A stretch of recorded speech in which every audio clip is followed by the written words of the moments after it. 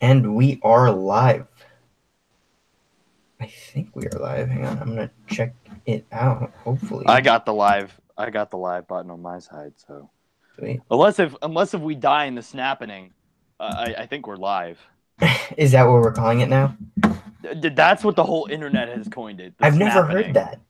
Oh, I've seen so many articles about it. It's really funny. I'm just gonna see. If Also, this is- because of oh, the it is live. All right. I don't know if you heard about the whole Reddit thing. Oh yeah, Reddit. I'm surprised that the Russo brothers made it on. They Mm. both Russo brothers got accepted, but apparently Anthony got wiped out in the snapping on the Reddit thread. Dang. So only Joe is still in there. And that's funny. They really paid attention to detail. I mean, after all, I think like, Josh Brolin got into it too, but I don't know if he survived. hey, I'm not sure if you saw his Instagram, but he did the snap. What do you mean? Like he was like, "Here we go, Reddit," and then he does the snap. Yeah, I saw that. Yeah. Oh, that was cool. I remember that. I don't know if he survived being in the Reddit thread, though. I don't know if they banned him. That would be funny if they did. Yeah. I mean, it's kind of linking the theory that Thanos wiped, considering that Thanos eventually did wipe out himself, and then he was in the soul. Spoilers for Infinity War. He was trapped in the Soul Stone. That's how he talked to Gamora.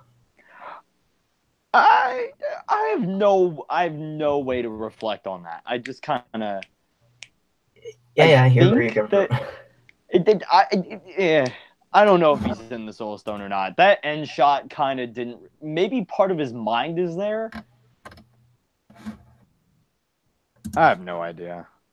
All right, so we have one viewer right now. One viewer. I don't know if that's me again. I don't know. That would be really funny if it is. Well, yeah, one viewer. If you can see this right now, or if you can hear my voice, comment down wherever the live. Oh, Thundercat 123 Studios. Hey, what is going it's on? the MVP of the last stream. Back Yes. again for some more. Dude, welcome. You are honestly a boss, and you did not make a mistake. You're really doing something absolutely phenomenal here. I can't read his comment. Oh, we got two? He says, Good, "Hey good. guys." I wonder if I should bother some of my friends saying, "Hey, feel free to bother me on a Q&A." No, feel free to do that. But I think we're doing pretty well so far. But if we can reach 3 or 4 viewers, we can start the breakdown. But let's see if we can make it to 5. Yo, yeah, people sure. who are watching the stream right now, tell your friends. Share it on your Instagram story. Tag us, and post. Yeah, post please do. Yeah, please do. That would be great. If you have an Instagram and you're watching this stream and you put us on your story, we will follow your Instagram accounts. Yes, that is. I will for a fact. I'm on Instagram right now. Yeah. I'm looking around. If you post it on your story with Project 422, Project all lowercase 422_films, and then at Stealthabotte, put both of our names in your story on Instagram. We will follow your accounts. Yeah, absolutely. And I'm gonna add a little. Not like we're anyone special or anything, but I mean, yeah, for sure, it's something. Yeah, but if you can post an actual picture on your page, I will screenshot and save a picture from your Instagram page. I know that sounds confusing, but I'll round it off later. But if you can, okay, let me do it again. If you can post the live stream on your actual page and not just your story, I will personally share a photo from your page that is my favorite, and then broadcast it to the entire world. No, I'm not going to do that. Instead, anyone who does that, I'm just going to do a big shout-out post on my story to shout out to these people for shouting. It's like a shout-outception, like a meta shout-out sort of thing. Yeah. I'll say thanks to these awesome viewers of our live stream for tuning in and the contributing. Executive producers. You are the patrons. Oh, wait. Yeah, we don't have that. I don't. We don't discuss that yet. But yeah, introducing the Project 422 Patreon. No, just kidding. Not just kidding. In the near future. Yeah. In the near future, though. Hopefully Maybe. not. We'll Swagwave SM is on. Oh my goodness. What? What's up, Swagwave? We got Eddie on there. Yo, what's up? No way. He says, yo. Yo, dude, welcome to our stream. What is going on? What is going on, Swagwave? Yes. Yeah, this is pretty awesome. But what's gonna happen? I'm pretty sure the description already covered it, but we're breaking down the deleted scene that Stealthabotte has been bugging me to shove in. It's good to hear you. It's good to hear from you too, Eddie.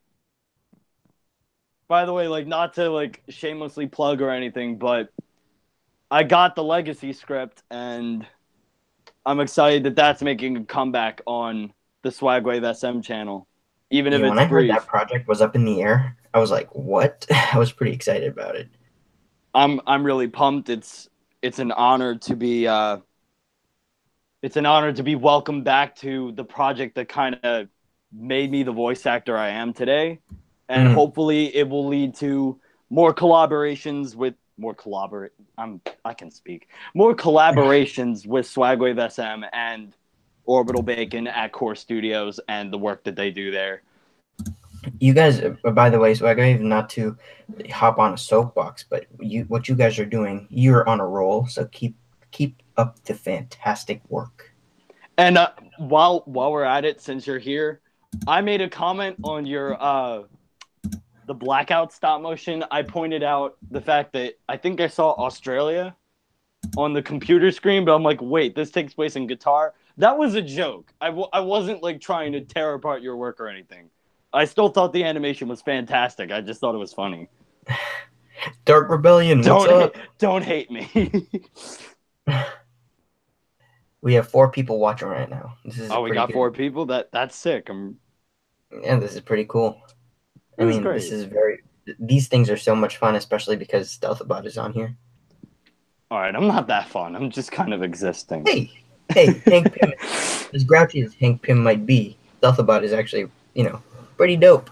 I just want to acknowledge the fact that Swag said that my voice got so deep, and I mean, yeah, it kind of has. Usually when I'm speaking to people, though, like, it just kind of gets higher and higher as I get more excited and happy to, like, talk to people, engage in other collaborators, other people who love to do what I love to do, even though I'm pretty terrible at what I do. But he says you guys need to do a live Q&A legacy chat soon. I totally agree. I think that that's more than necessary, and we could do like a live writer's room, but like write a fake script or something. I don't know. That would be funny. Alternate universe legacy.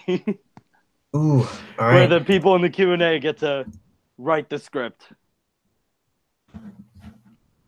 Thanks for sharing the live stream, Dark. You are awesome.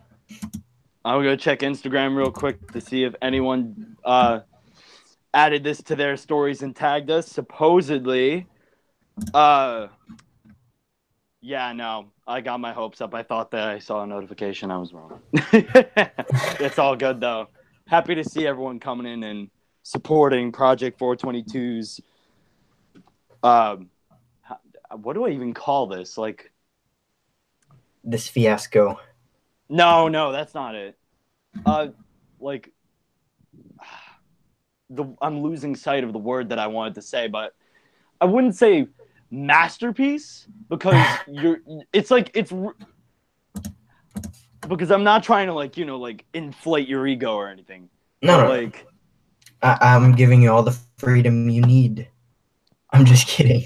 We don't deserve I'm really that. trying to think of what to call this. Like I guess the icon of your channel. Like, this is really the film that sort of really put you on the map.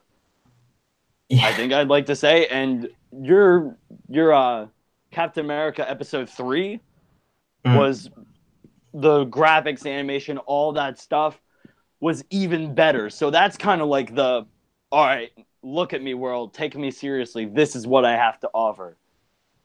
Thanks, man. I really, really appreciate that. You are very much welcome. Swagwave says I need to finish the 6-part series from the contest. Yes, I did get.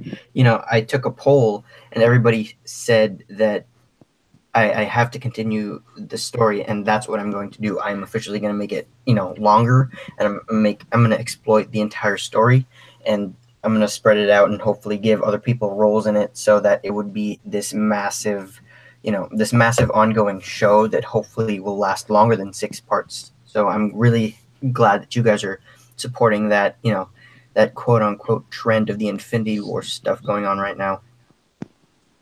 Dark Rebellion sorry, go ahead. Speaking of Dark Rebellion, wait, no, not Dark Rebellion. Dark_the animator did a story post on Instagram for both of us. Ooh, is that so? Yeah, he tagged me at least. I don't know if I think he tagged you. Yeah, he did. Oh, cool.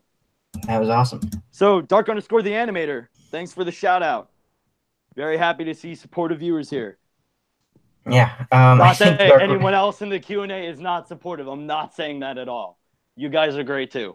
4 people watching, what is going on? I think, just to correct you, I hate to be that guy, but I think Dark Rebellion and Dark the Animator might be the same guy, if that's who you're referring to. Are they really? Yeah. Oh, no.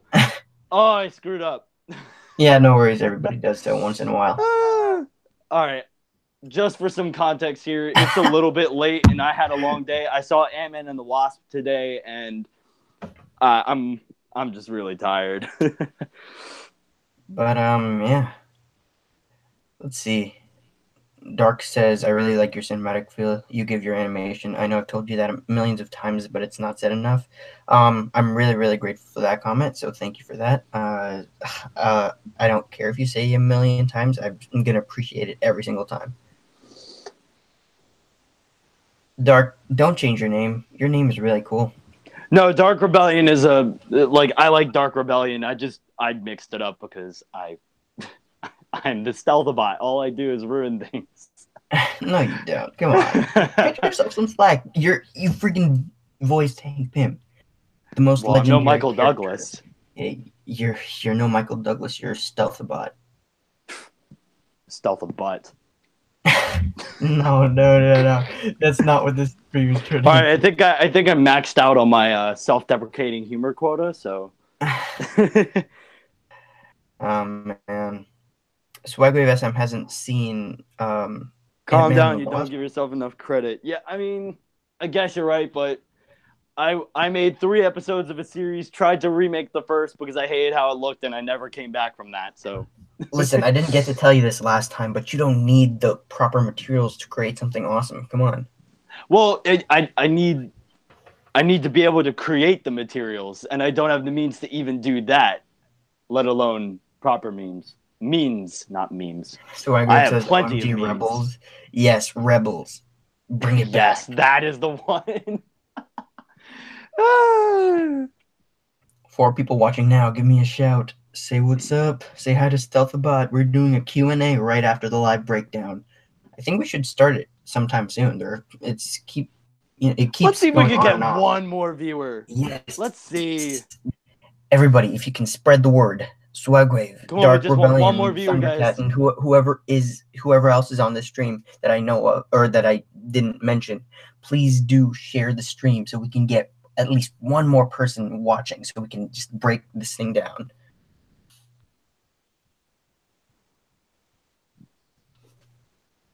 Stealthabotte, this comment is for you. Swagwave says, "Dude, scrap it and come up with something new and make love to it." Well, here's the thing. I do have other ideas for things, but while I was away from Rebels, I realized just how much more I could do with it. And not only did I fix a lot of things that I was like, all right, you know what, this is no good. Why was I thinking like this? I mean, back then I probably had a reason, but we all have those. There are certain things that I would do differently now if I were creating this series. And if I eventually do have the means to do it, I want to come back to that as well as work on some other things. But I spent way too much time on that to just throw it away and make something new. I think that there's a lot of potential there. I just need to do what I think will be best for both a viewing audience and what's also at the same time best for me. Kind of finding a balance between the two. So the amount of viewers we got are, on the verge of change. Oh, they're 5 we got watching it. right now. We got it. We got All right, 5 viewers. we start this thing. Everybody say yes if you want us to start this thing, and say no if you want us to wait for the 6th viewer. No, let's not push our luck. Thundercat says this stream is about to be litty. It was litty when you entered the room. Number one fan. That wasn't that smooth, but you were. Yeah, really, that was pretty rocky there. And I'm not talking Sylvester Stallone Rocky. I'm talking like. Hey, talk whichever Rocky, but. I'm talking like the Thing's costume from the original Fantastic Four movie. Hey, that was pretty awesome, but like the one from the 70s, not to be confused with the 2005. Oh man! All right, let's get rolling on this. Alrighty. And for the record, his passive-aggressive captions will be on since there won't be any audio. If you have not seen the deleted scene prior to now, then we'd recommend you do so. But if you just don't care and you're here for the commentary first and then watch it later, feel free to enjoy that too. I'm not filming my face right now, but if you can see how giddy I am about this scene, because Stealthabotte knows how long him and I have discussed this scene. Then why did you cut it? And the salt that remains from this little project. I don't know if any of you guys have seen it. Let's see the comments. Swaggev says, "Okay, boys, I'm off, but it was good to hear from you too. I'll hit you up later, Mike." Oh no! All right, Swag. Thanks for dropping by. Thanks for joining. Hopefully, you can check out the breakdown tomorrow when it's all said and done. But yeah, thanks for stopping by. I will talk to you soon, Swag. But yeah, we have 5 people, so let's get to it. By the way, Stealthabotte, you've done an amazing job. It's really, really late, and I didn't even have time to explain what we're doing, but you did it pretty well. No, I was very grateful to do this. This is a lot of fun. Yeah, and if we're comparing anything, I think it's me who holds the bigger stick because you are really this is amazing. What, this? No, the scene having Stealthabotte voice. All right, dude. I barely broke 500 subscribers. I'm nothing to write home about. I'm just a voice actor who very much enjoys the material that I voice for, and I very much enjoy passionate creators who have a vision as unique as I thought mine once was. Humility. I like it. Anywho, let's start this thing. Yo, he's missing his head. That's just savage.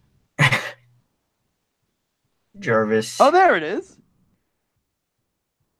Beep, boop. Hey, Michael Douglas. Oh, I am that old? Aw. Oh, man. It was actually just a last-second thing. I was like... All right. You want it to be... I wanted to show Hank's face.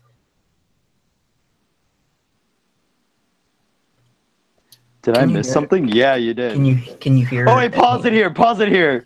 Oh no, wait, dang it, we missed it. All right, there we go. We wanted to acknowledge this firsthand.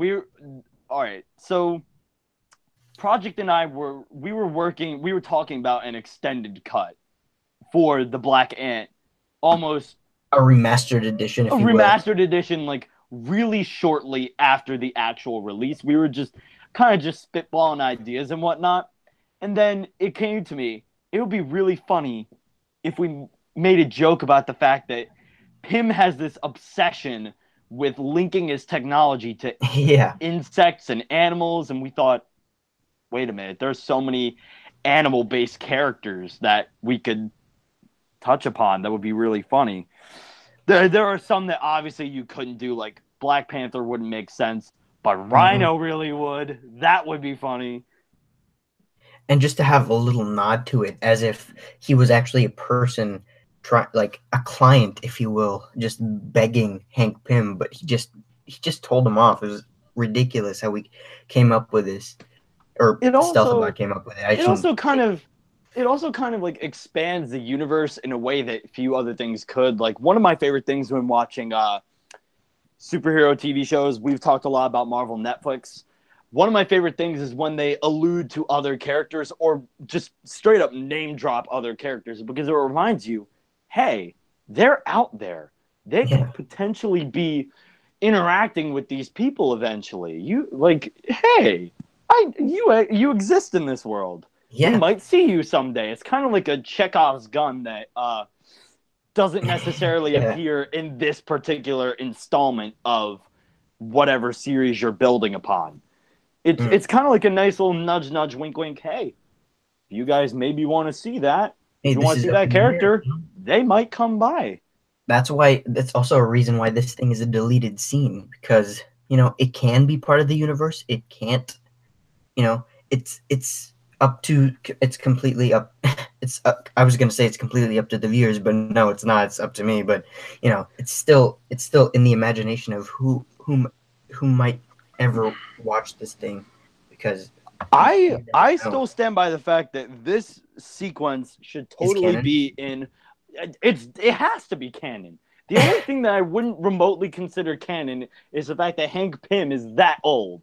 That's the only thing that I wouldn't necessarily call canon, because it's like when you have figures and when you have real life people in a video, it's like, all right, okay. It's kind of like the Ant-Man concept art that you kind of just threw into the new cut. It's just kind of like, okay. You did that. All right, that's there. There's a pass, but only once. It's okay. It lasts like 2 seconds, and it kind of explains away the fact that, wait, why haven't we seen Hank Pym's face? Well, not that, but yeah.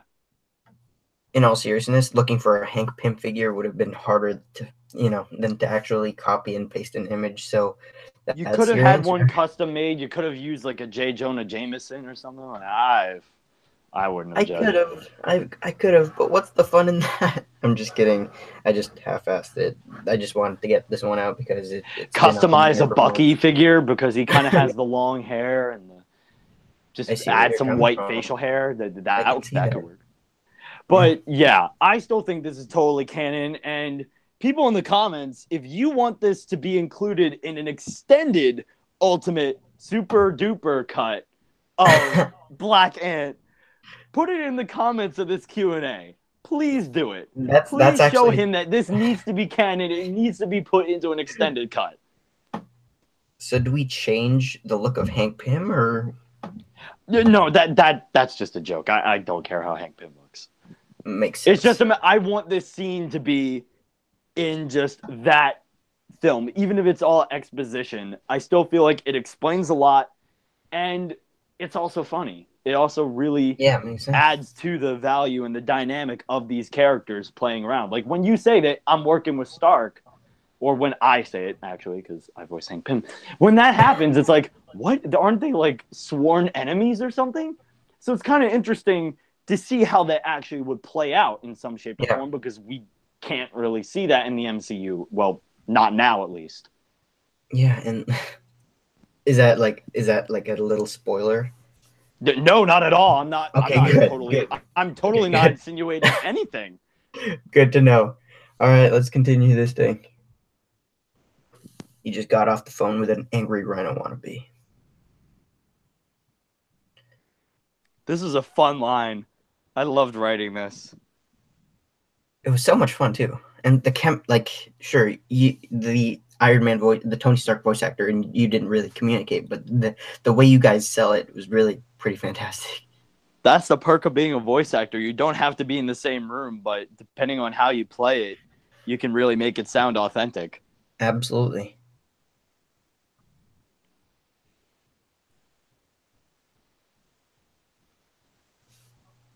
This is just so Tony Stark.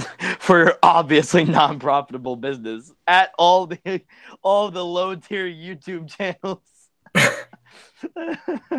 When I saw that line, I'm like, at me. Thick Brooklyn accent. Nudge, nudge, Thanks. Wink, wink, as if it isn't obvious already.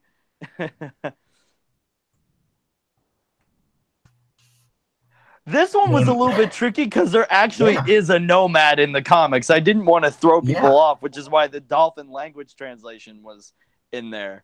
Yeah. I really like that, actually. That was the only other character that we talked about as like, they're not in the MCU. It would be funny if they were in here, even if it totally doesn't make sense. Yeah. He's allergic to dolphins. That was weird. I don't know why you chose that. When I read it, that was his.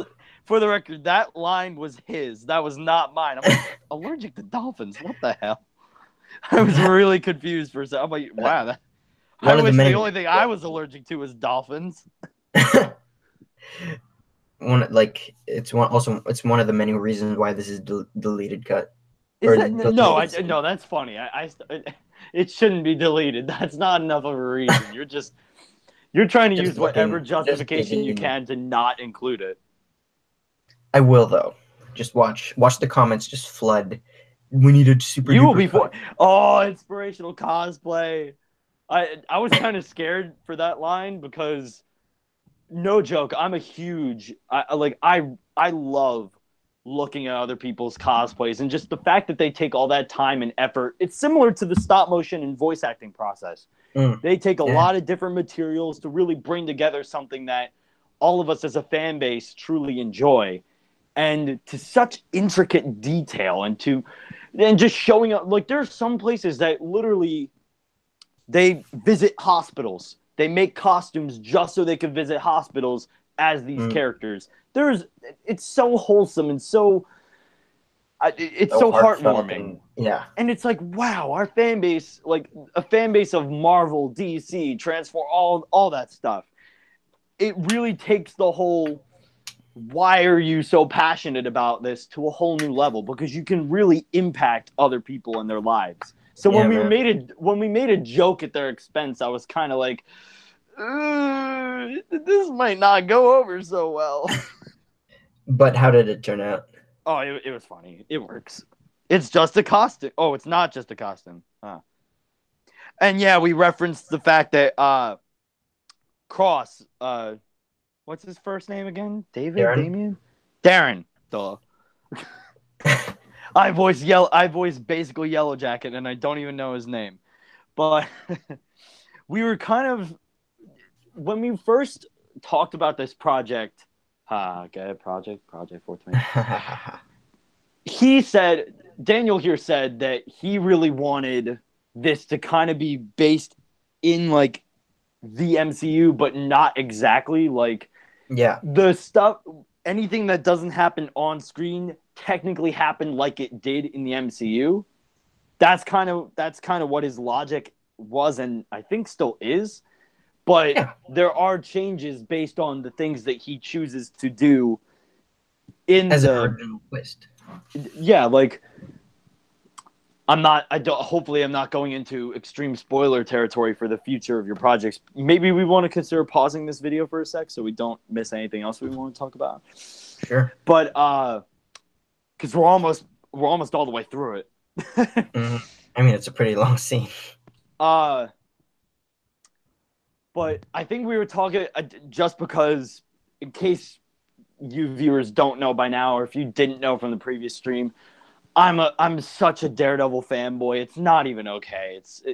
I'm on the verge of crippling addiction here, but that's not the point. But we were talking about possible characters who could show up, and I'm like, you really should show Daredevil at one point. And he's like, he is. Yeah, I was basically begging for it, but he's like, well, I'm not exactly ready to do that yet, but I thought about this one scene where it's possible.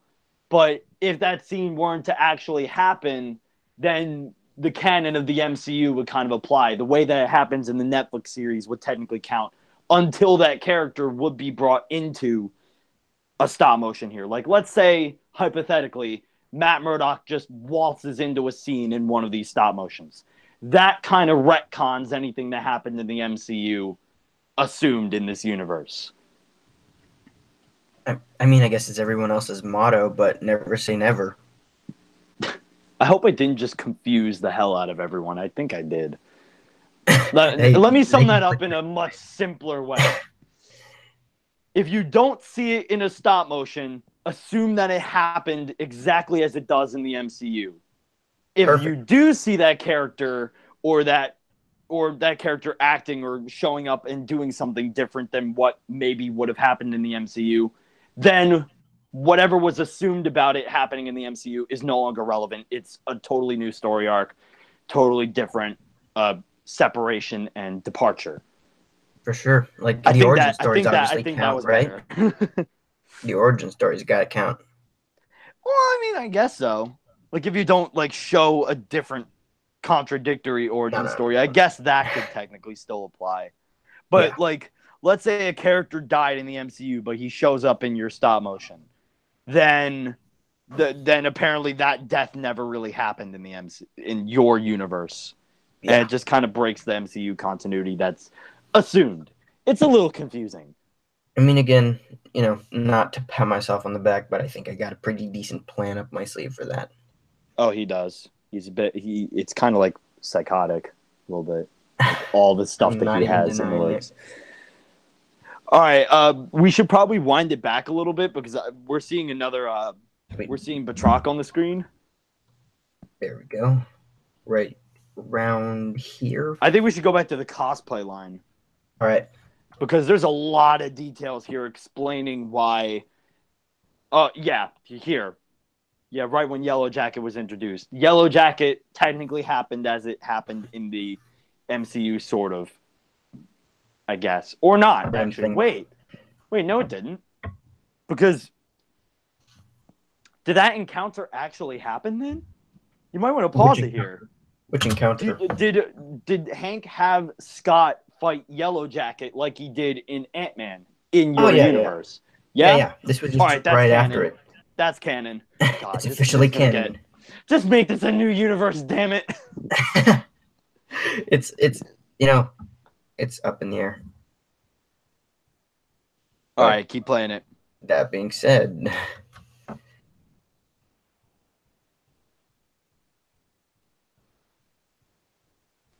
I love the graphics in this scene.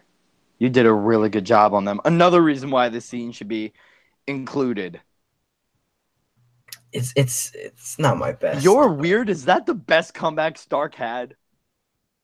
I mean, sure, but it's made out of leather. I think Stark is smart enough to not waste his time. He picks on Steve enough.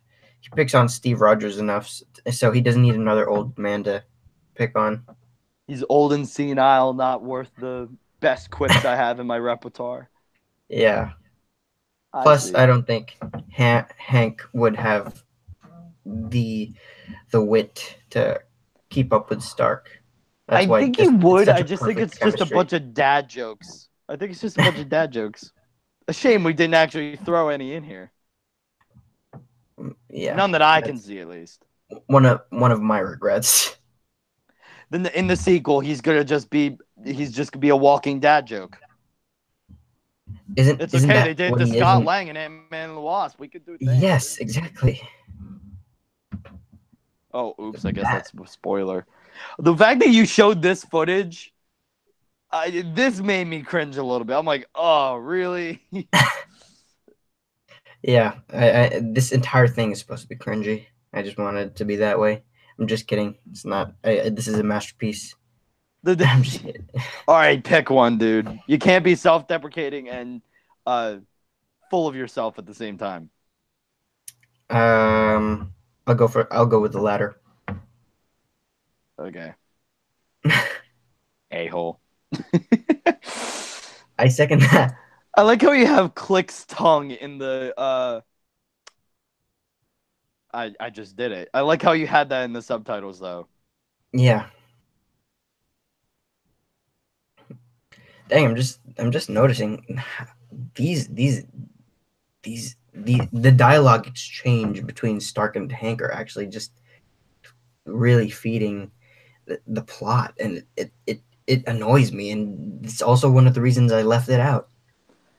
Yeah, but that's the reason why it works. It's so rare that you have a scene that actually goes to the lengths to explain things that are left very unanswered and almost confusing. I definitely think that you should just make another cut anyway, because it wouldn't hurt to have another video on your channel, but the final, the ultimate, the super duper cut, we didn't remove anything. Wow, that was it. Wow, that was short. Okay, that was a lot. That ended a lot quicker than I expected, but yeah, I feel like we were going on tangents and stuff, and we missed a lot of the other. Well, I was going on tangents. You were just kind of reacting to me. Yeah, I don't blame you. There's a lot to talk about, and you know, I can't keep up with the stuff I wrote myself. But yeah, I definitely think that I definitely think the graphics are great. I like the explanations you have in here, even if they are exposition-y. I think that you should definitely consider doing one more cut with this scene in it. Sure. I just think you should.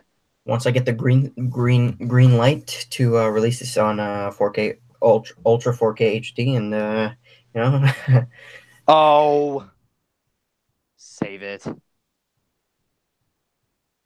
So I guess I'll blame Cross for the inconvenience. Irresponsible dingbat. I'm not Cross. No. Like, this is Hank talking. Oh, I thought you were making a joke of the fact that I'll just blame Cross for this being deleted. No, it was in the captions. Alrighty. So yeah, I think we're just brushing through whatever we missed. So if you were distracted by me ranting and tirading over this, Mitch Carson, that one guy that we didn't like in Ant-Man, was Eric O'Grady's mentor. Eric O'Grady, if I'm getting this right, Eric O'Grady is the one who made the Black Ant suit. But Trock was trying to steal Pym particles for that Black Ant suit until he realized the costume he was wearing was fine enough for what he needed the ability for. Yeah. All right, I got it right then. Cool. But then when he gets back to the suit, it was taken by Hank and Stark. Whap, whap.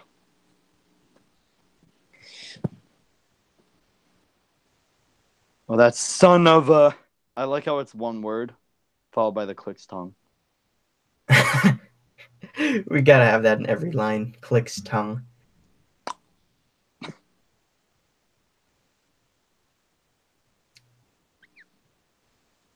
I wonder if we can actually, because I'm pretty sure we've covered this area. I wonder if we can go back to... Let's see. How did he steal the formula? Literally, that's what he talks about, like, the whole Ant-Man movie. There we go. He probably took some stuff out of Cross's suit too, and because Batroc retrieved them from the safe, and then so when he shrinks, he has those legs just to justify the fact that it's the Yellow Jacket figure, the mini Yellow Jacket figure from the Ant-Man set that I used for a Batroc figure, because clearly it's almost like a compensation. Like when he shrinks down, he gets additional legs to kind of help him with like counteract the weight. That's literally. Oh, we got War TV 14 here. Yo, what's up? We had 6 people watching a second ago, but let's see. We missed a lot of comments. Let's see. This deleted scene should have been the director's cut. It made the rest make so much sense. I agree with you, Thundercat. Everybody's gonna say it now. And Dark Rebellion, exactly. That's so true. We got 2 votes. And then Thundercat, do it. Would love to see Daredevil. He's supporting it. Oh, Dark Rebellion and I are on the same page. And then he says, and Stealthabotte impresses me with his voice acting. Why, he impresses everyone. He impresses everyone. It would have been cool if you did the Hank version. Why, thank you. Scott. Oh, forgot. What's up, Forgotten Tactic? Wait, what? What is going on, More TV 14? There are a lot of people on this stream. Oh. For the Q&A, how descriptive and detailed are your scripts? Oh my lord. I can answer this one. You'd know. Very. Oh, it is like excruciating how many little details are in it. Not excruciating. It's like ridiculous how many details are in the scripts. He's like, this pertains to the stop motion that won't happen for another 3 years, but we'll worry about that later. Back to the program. It's like a lot of stuff is packed into these scripts, and for a voice actor like me who kind of likes to toy around with it and kind of do a little bit of improving here or something to make it more natural. Obviously.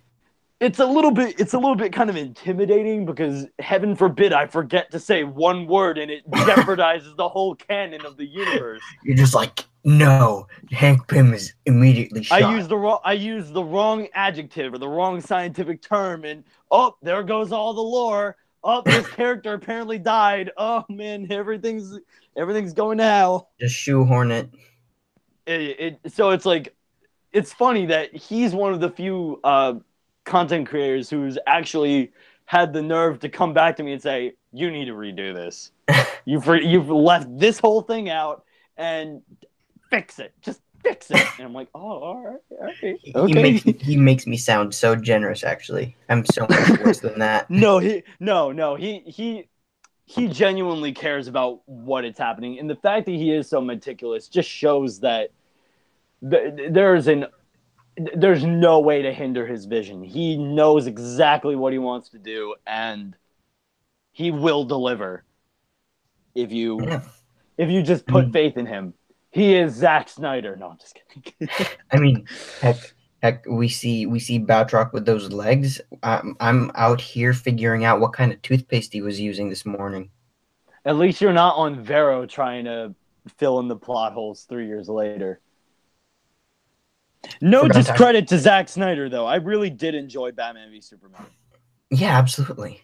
Like, it was a fun movie. I'm making jokes at his expense, but I really did like it.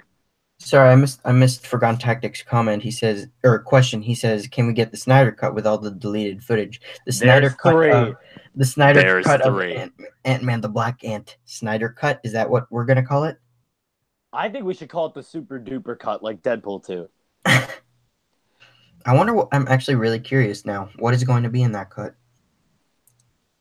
This scene that we should just throw in a bunch of, like, at the end we should do a bunch of bad lines, like just all the things that you had me redo. No, just kidding. There really weren't that many. I'm just joking around. I mean, did I have you redo anything? No, you didn't have me redo anything for. I think you didn't have me redo anything for this particular project. But the next one I'm in, you had me redo that thing 3 times. Spoiler. And that was like, well, I mean, in the last stream you said that was in another project. Watching. For the record, Ward TV asked, "What's up?" We're just doing the commentary, having a good time. Thanks for being here. Love your work. I totally want to voice act for you one day. Dark. Sorry, I'm missing everybody's comments. Dark says, "Project, your videos are meant to be watched on like TVs and stuff."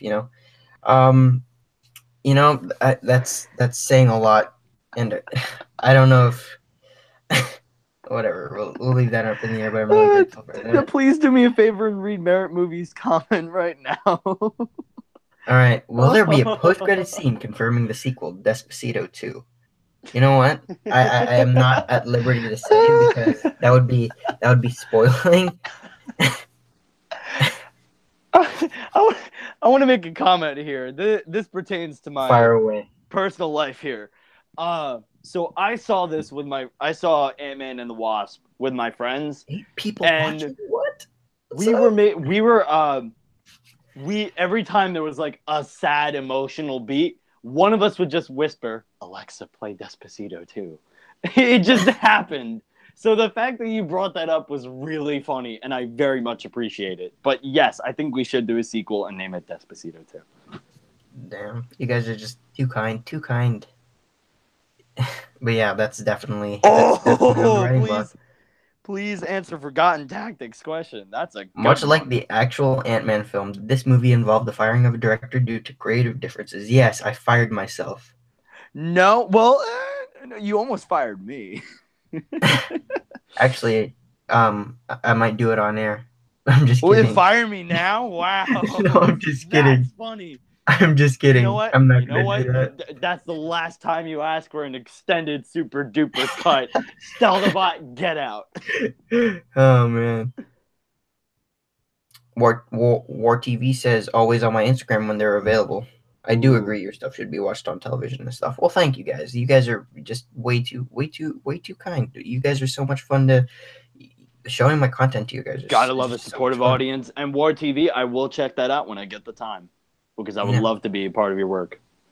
And I would like to see Stealthabotte in one of his animations. Your animations. I'm just kind of almost everywhere. I'm kind of almost everywhere.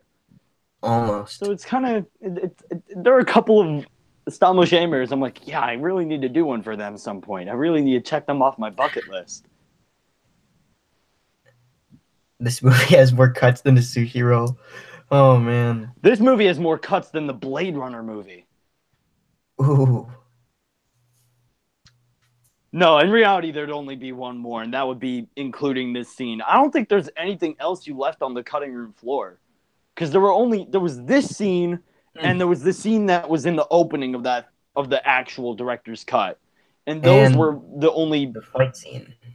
Well, the fight scene was meant to be there, you just added on to it. That wasn't like a brand new concept. Yeah.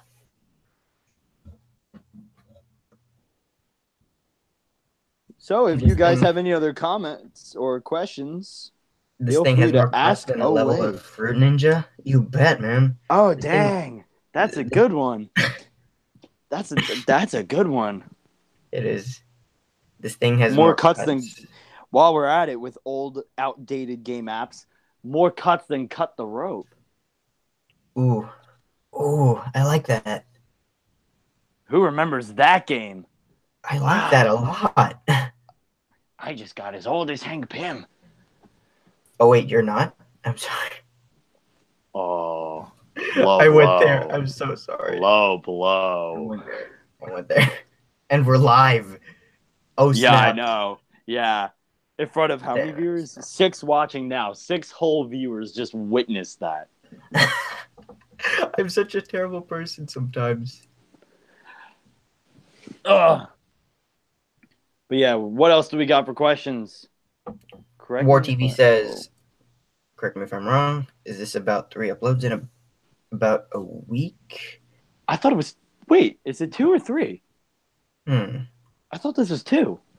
Wait. No, that's 3 because the cut itself, the scene itself, and both of these. No, that's 4. Yeah, actually. That's 4 uploads. Mind blown. I mean, Dude, you're going to break the algorithm. You're actually going to get popular now. I mean, do we really want to talk about that on the stream? I mean, I got all the time in the world. But let's not bore them. No. Let's instead rant about how Matt Murdock isn't in it yet. No. I think this is 4 uploads in about a week. No. In span of like 3 weeks. It just seems like a week. But it's crazy because the first thing I got out was my Age of Swagwave contest entry, which I already had something 100% scheduled the next Saturday. And then what else? I think. Oh no! All right, just keep reading the comments. Wow, that's more than I've done in months. Yes, let's talk about it. Get ready for trouble, double trouble. What is everybody? Okay. I told them that they should totally check out the stream and just comment on it. Dang. So that's your doing. Oh, someone said, "Oh snap!" The Thanos snapping. That's funny. We were talking about that at the beginning of the stream. The whole, not only just the snapping and how it's affected other MCU movies. Freaking Reddit. But Reddit. There's a question from Forgotten Tactic. Got any Batman projects coming up? There's a reason why I've been dodging that. That's overrated. Batman's so overrated. Where's the love for Daredevil? No, Forgotten Tactic. I'm waiting for Double Trouble to roast me on Daredevil, by the way. That's why I brought it up again. I think I know they're going to. I think Forgotten Tactic knows very, very well what's up with the Batman projects, and Under the Dark is. Hey, could you do me a favor and cast me in that too? Heck, I'd cast you in everything from now on. Actually, I completely. Dude, I'll be the what's his name? What's his name? The guy, Sam Raimi. He always had him in a part every Spider-Man movie. Bruce Campbell. Yeah. I'll be your Bruce Campbell. Done deal. That's the contract. Perfect. You heard it, folks. Amazing. 8 viewers. You heard it. Okay, I'm like everything's not really. Oh, wait a second. Hold up. Wait, scroll back up for a sec. All right. Just a little bit. Wow, that's more than I've done in months. You're one to talk, Merritt. I haven't uploaded in over a year. And my last video was a pity video saying, "Yeah, guys, I'm sorry, I can't internet anymore." All right, hang on. So War TV says, "You guys mind if I join, or is three a crowd?" Hey, I'll send you the link on private message on Instagram right now. You can join. Come on, let's do it. Hey, I'd love to have an outside observer's opinion on this. Yo, hell, cast him in this. Cast him in the sequel. Cast him in it too. We're doing it anyway. Well, might as well. What the heck is happening? I'm game for more viewers. This live stream is on steroids. Speaking of the snapping, supposedly if the snap also affected plants and animals, wouldn't that just reduce the resources back? All right, War TV. Back to the original amount? Yeah, you're right. It would. Forgotten Tactic. It absolutely would, which is why I hate Infinity War, because Thanos' plan was stupid. I got to put War TV in the title now. Yes, I can't do that midstream. You can do. It's okay. It's okay. So it's all right. You can add in post. Wait. Okay. Okay. Oh, we got him. Hey, what is going on? Hey, TV. Hey. What is up? This is the first time I've actually ever talked to you in person. That's cool. Yeah. I'm trying to get a lot more, speak to a lot more people more frequently. I don't want to be the silent creator. I want to actually talk to people, actually see other people's videos, and I want to see it like Cartoon Network. I want to see content being uploaded to YouTube that I can enjoy. So, the Ant-Man series, I really enjoy it. You're doing a really bang-up fucking job. It's so good. And yeah, that's all I wanted to say. What you guys want to talk about? Thanks, man. Actually, I just wanted to add to what you were saying about how getting out into the community and starting to not break the silence and sort of move out of your bubble, because that's sort of what we're doing here. I think this is the 3rd live stream I've ever done, and it's still very fresh to me. And so exercising it with such creators and fantastic animators and writers and producers such as yourself and Stealthabotte, it just helps me out a lot more, and as well as we sort of help each other grow. I feel like that's what the community should be all about. Yeah, definitely. I completely agree 100%. Like, what was it? It was something about a couple years ago. Was that 2015? It was. I forgot who it was. I think it was Trickshot, Red Mask. Yeah. When they did the whole the series. Oh, that big crossover thing. Yeah, I remember that. Yeah, that was pretty dope. That was like 3 years, right? 2015, 2016? Yeah. Yeah, it's been like 3 years. I want to get to do that a lot more with, like, seeing it from the community, period, like crossovers and, collabs and stuff. I'm working on some stuff with Moose, so Ooh, that sounds fun. Yeah. We're actually writing this now. So just trying to get to collab with a lot more people. Speaking a lot more. Just just getting out there more instead of staying in the silence. Yeah, for sure. And as a creator who I used to be very social and very active in the community, and then just things kept going wrong with my own animation, and I lost confidence in my own work, let alone the work that I was doing with other people, and I just kind of spiraled out of existence on the YouTube platform. But being part of these streams and voice acting for people still, despite all of that, it's really nice. It's very welcoming and very open arms, which is something I didn't really expect. Stealthabotte, let's jump on the bandwagon for this thing. Let's collaborate with everybody. Wait, I didn't catch that last part. You kind of clicked out. What did you say? I was on the brink of I basically left my YouTube channel in a state of hiatus while I was trying to rebuild my brand, rebuild my resources, rebuild the content I was trying to make. I was losing confidence in my own work because my technology was never exactly adequate, and it just got worse and worse. So I really kind of sort of just lost faith in what I was doing and whether or not I still really had a place in the community despite all the people I've been fortunate enough to work with. Mm-hmm. So kind of being back here and kind of just being in these live streams, just talking to people in the Q&A, and now meeting you for the first time, it's a really awesome thing to experience. Turning over a new leaf. I like it. Yeah, and what was I about to say? Starting out, or whatever, I remember I only uploaded like 2 videos. What was that, 2016? I had a really bad year due to outside sources and stuff, but the community itself saying, "Oh, this is really good," even though I didn't accept it, was reassuring to me to continue to work. You see, so if you didn't have that, you need to have that now more than anything. If you don't get that from the community, at least get it from a tight knit of friends like Forgotten and Project, and just as me reaching out, continue to do your videos, or at least start back up doing your videos. Well, here's the thing. I've been kind of joking about whether or not I'm actually going to return, but it's something I'm very much taking seriously.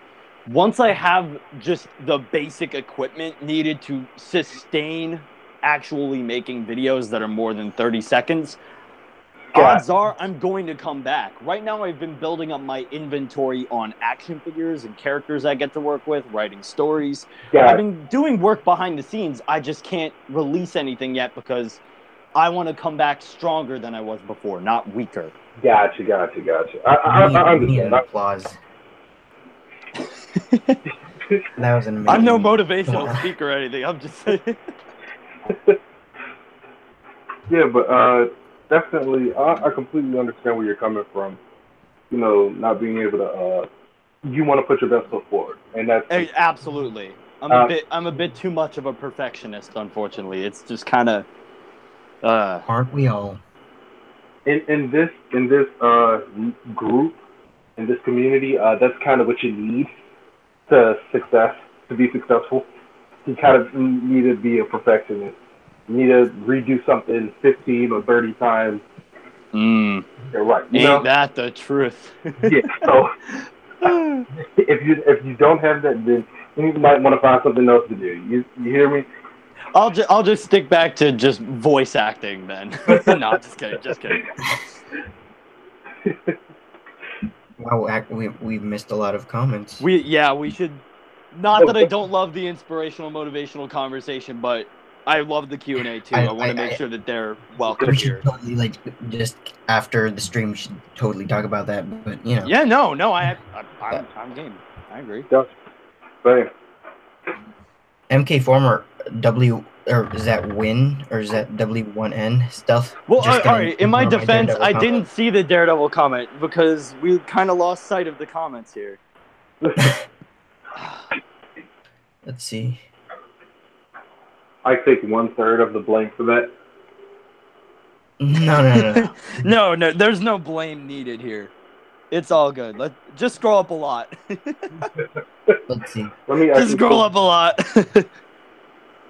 Dark. No, I'm just seeing it. Dark says he really wants to see your return, Stealthabotte. You have perfect stories, and I'd like to add to that by saying he does have perfect stories, and he has to come back tomorrow. He's gonna announce it. Watch. I'm so pushy, and he doesn't. He can't do anything about it because everybody's begging for it. Sorry, I wonder where we were. Let's see. Speaking of, yeah. The last comment I read was forgotten tactic before I kind of went into a mini tirade about how Thanos was dumb and his whole idea of just wiping out half the universe was just a terrible plan.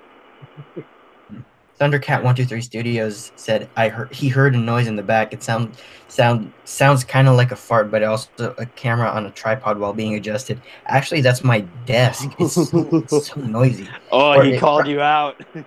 Probably was a fart, but I'm not gonna publicly announce that. We're not incriminating ourselves here. Let's see. Oh no, they're taking jabs at my cosplay. Yes. Keeps going up. Wait, never mind. You got Dark Rebellion said you got put War TV. Yeah, we talked about that. Make it 4. I gotta still watch the director's cut and deleted scenes. Still, I'm not a true fan.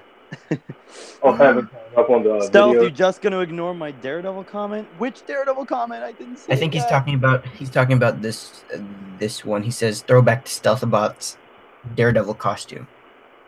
Which one was the throwback? Was that when I was talking about my love for looking at other people's cosplay work? Because if so, then yeah. No, that is a throwback. That's the only cosplay I'm remotely proud of. Really? I don't think I've seen that one. I gotta look through your old Instagram. Well, that and the Matt Murdock one. I also did a Matt Murdock one. Both of those were pretty decent. I didn't do the red suit Daredevil because I didn't have the means, but I was drawing up plans for one. I just didn't have enough money for all the material and stuff, and buying one would just be ridiculous. This thing is so cool. I'm gonna put this on Instagram. Give me a sec. Dark Rebellion said he wants to collab with animators, but he always gets writer's block. For me, my dad told me this. The writer's block doesn't exist. You just write whatever's in your heart and in your mind. I'm nothing for encouragement, but just write what you have in your mind and your heart, and you'll get there. Just don't stop. All right, I'm not to diss your dad or anything, but I totally disagree with the whole writer's block thing. I experienced that a lot, and I'd like to not think that I'm just being stupid. I'd like to think that it's actually a problem. It's not my fault. No, you just got like seriously. I could be writing right now. It could be literally anything. And in my defense, I sort of struggled to see his point when I first heard that. Forgotten Tactics said, make that comeback like RDJ. Heck yeah. Oh. Wait. Okay, sorry, I just wrote a whole different. There's no one who can make a comeback like RDJ. Nobody. No one. That was a hard. What was it? 10, 20 years? Yeah. Yeah, that was a long spiral down. But look where he is now, am I right? He's one of the top 5 most paid actors in if not all of film. The highest paid actor. No, I think Dwayne beat him out. I think Dwayne Johnson beat him out. Jumanji too. I could see that. Wow, I thought it was Tom Cruise actually. No, I think he's out of the top 5. I think he's in the top 10 though. Merit Movie said, definitely. Shave your head and be Kingpin this year. No. Jaren, let's be real. You are meant to be the Kingpin, and I'm the Daredevil to your Kingpin. That's how that would work. I can't. I can't rock Kingpin. I wish I could rock Kingpin. I'd intimidate all of my friends, but nah. not to get off topic, but when does season 3 come out for Daredevil? Does anybody know? They actually didn't tell us because Netflix is trying to play like a, haha, you think you know what's happening, but you don't. Just kidding, we don't know either.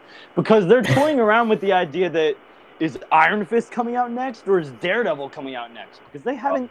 They're trying to keep it discreet because they want Daredevil to just drop, and then everyone will freak out about it being on Netflix all of a sudden and maybe swarm the platform. That's what's supposed to happen with Punisher. Well, yeah, that kind of happened with Punisher too, because they said that all of the Netflix series were coming out this year. Like all the new seasons were coming out this year, except for Punisher season 2. Oh, really? Well, I thought they were shooting. Oh, well, they still have to have time to edit and stuff like that. So I did see them showing behind the scenes of actually Jigsaw. I'm mad that he doesn't look more messed up. I kind of don't like that. I think that what's going to happen with Jigsaw is I think that this is just the beginning. And I think that there are going to be more encounters where his face just continually just decays and gets brutalized more and more. I think it's just the beginning. Yeah, that would be better. But if it's just like, oh, I'm still a pretty boy just with a few steps and scrapes, then I would be very disappointed in that because of how far they went to show the glass. Yeah, I would be very disappointed if it just stays that way. You know? I don't think it is. I think most of these Marvel Netflix shows have been very much a focus on the fact that they're a progression.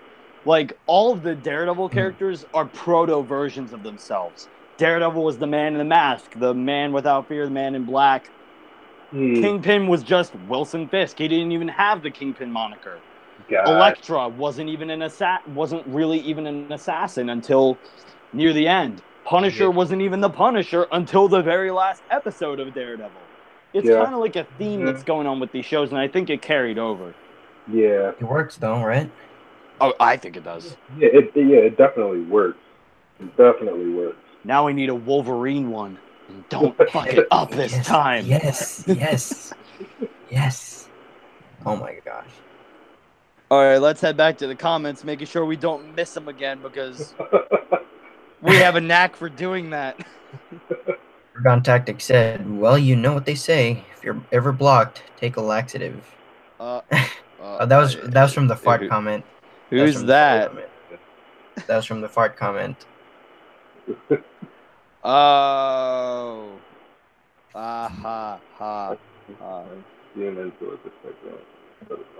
Let's see. So, if anyone else has any questions about, the director's cut deleted scene, just drop them. We'd be more than happy to answer them, and yeah. So when's the Ant-Man Black Ant miniseries coming out? Despacito 3, 4, and 5. It's already in the books. It's gonna be like the Lord of the Rings, that entire franchise. I'm just gonna launch it every single year. A yearly thing, an annual. The annual Black Ant cut. Yes, Yay! That sounds good, actually. No, like, I'm not to quote a line from Deadpool, but I'm quoting a line from Deadpool. That sounds like a freaking franchise. Yeah. Sounds like a franchise. I agree with that statement. This is going really off topic, but after watching a Try Not to Cringe, I heard of a fear that people have where they see something that looks really gross and makes your skin crawl. I have no idea what that's called. It bothers me. Huh. If you see something like, I know the thing about holes. That's a little weird. Just mentioning it. All right. Trypophobia. I actually see disgusting video. Let me look it up right now. There's a video? This is... I'm just gonna like Jeff Goldblum into like trying to change the topic here. Yeah. Who's gonna change the topic? But yeah, Stealthabotte is coming back. No, that's wrong topic. That's what it's called. Trypophobia. I think I might actually have that. I can't watch any medical dramas without just like freaking out at like curling into a ball. Yeah, no. When I saw like they're like, it's like if I watch just a random example out there, and of course it's Daredevil because fucking Stealthabotte and his goddamn Daredevil obsession. I can watch the scene.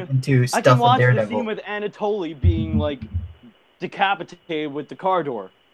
But like as soon as you show like if you have sharp objects going near eyes and stuff, or if you have organs inside a body, no. Like that scene in episode 3 of Daredevil when the guy just put his head on the pike. That messed me up for a little bit, but then I got over it, and now I can watch it without cringing. But I think that was just the fact that I know it's coming now. But if it's any medical drama or anything where it's like, organs, when the first time you saw it, sharp object going, what did you think? I was like, this isn't the Marvel. My skin is tingling just thinking about it. Why did you bring Thundercat 123 Studios? Why would you bring it up? I'm just kidding. Quick, put on the Avengers. That's better. Yes. Is that a grab from a trailer? You know, pointing out. Excuse me. Dark Rebellion said all of the Netflix shows are brutal. Are you kidding me? Yeah. Brutal. These Netflix shows are tough. One of them is about a blind guy. One of them is about a rape PTSD victim. One's about like a bulletproof black man who's really just like a cultural phenomenon, an icon. And then you have that white prick who's just rich and entitled, and he's a Buddhist apparently. His parents died. Oh no, haven't seen that before. But then the Punisher. Oh no, PTSD, soldier of war. His family died. He got shot in the head. Oh man, we made come back here. I actually think that one was actually light compared to all the other Netflix series. What, the Punisher? No, I'm talking about as far as the family dying. That was pretty light compared. Yeah, no, that was light. That was a light way. I'm like, do your worst. The family dies. Oh, actually, that's the worst. You guys are going to be the most hardcore. I would have thought that at least would have been one of the most memorable.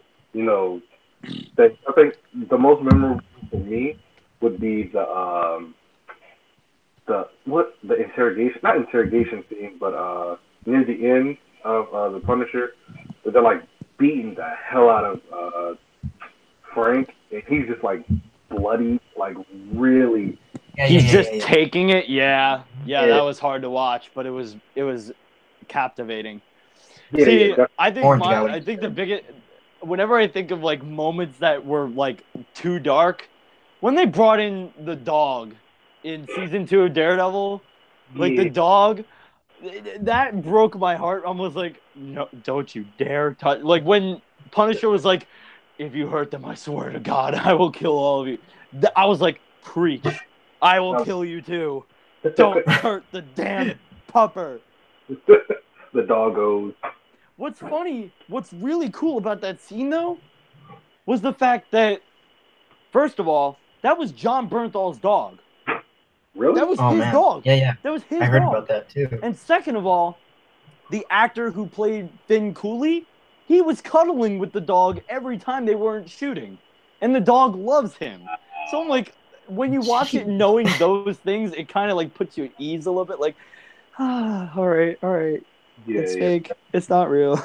It's his dog, and the dog loves him. I think they had to take a good picture or two to say, hey, everything's fine. No one. It's fine. Take a deep breath. No puppers were hurt in the making of this Netflix series. Yeah. The drill's not even real. His foot isn't even real. Mm-hmm.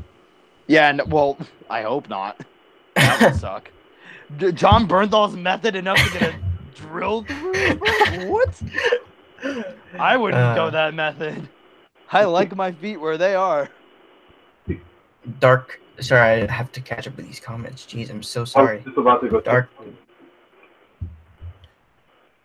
Sorry, what was that? I said I was just about to go check as well. John Wick versus the Punisher. Who wins? Oh no! Stop. Whoever dog gets killed first. That's in the director's cut. All right, no. Here's where I think that they both kill each other with the same, like with the first bullet. They both just die. Yeah. Yeah. But John Wick would have like Super Saiyan if his dog were killed. Yeah, I'd have to give him the one. Wait. Video idea? Oh my goodness. Yes, I do. Not with the Punisher thing, but I did have an idea. I just forgot it a couple months ago, and it just reminded me that we're talking about it now. Give me 1 second. I need to write this down. Write it down. Hurry. Yeah. Definitely going in. I'm just going to say it's going to be on War TV MA. That's all I'm going to say. It's going to be on Oh, War. damn. Yes. I forgot you did that. War TV, that's smart, dude. I can't monetize off of War TV MA because the whole new algorithm saying you have to have, I think, 1,000 subscribers. And I can't monetize as is. It's definitely hard when you want to get your stuff out there, but on top of that, not seeing any type of revenue being streamed from that, you know? Yep. Yeah, it's definitely something that I will always have a problem with. There's just new hindrances, like Yep. One tall boy wanted to guck up the system, and even though it's not his fault, he's been thinking about doing this a long time ago. No, it's his fault. It totally is his fault. Anyone with brains and common sense would have known not to do that.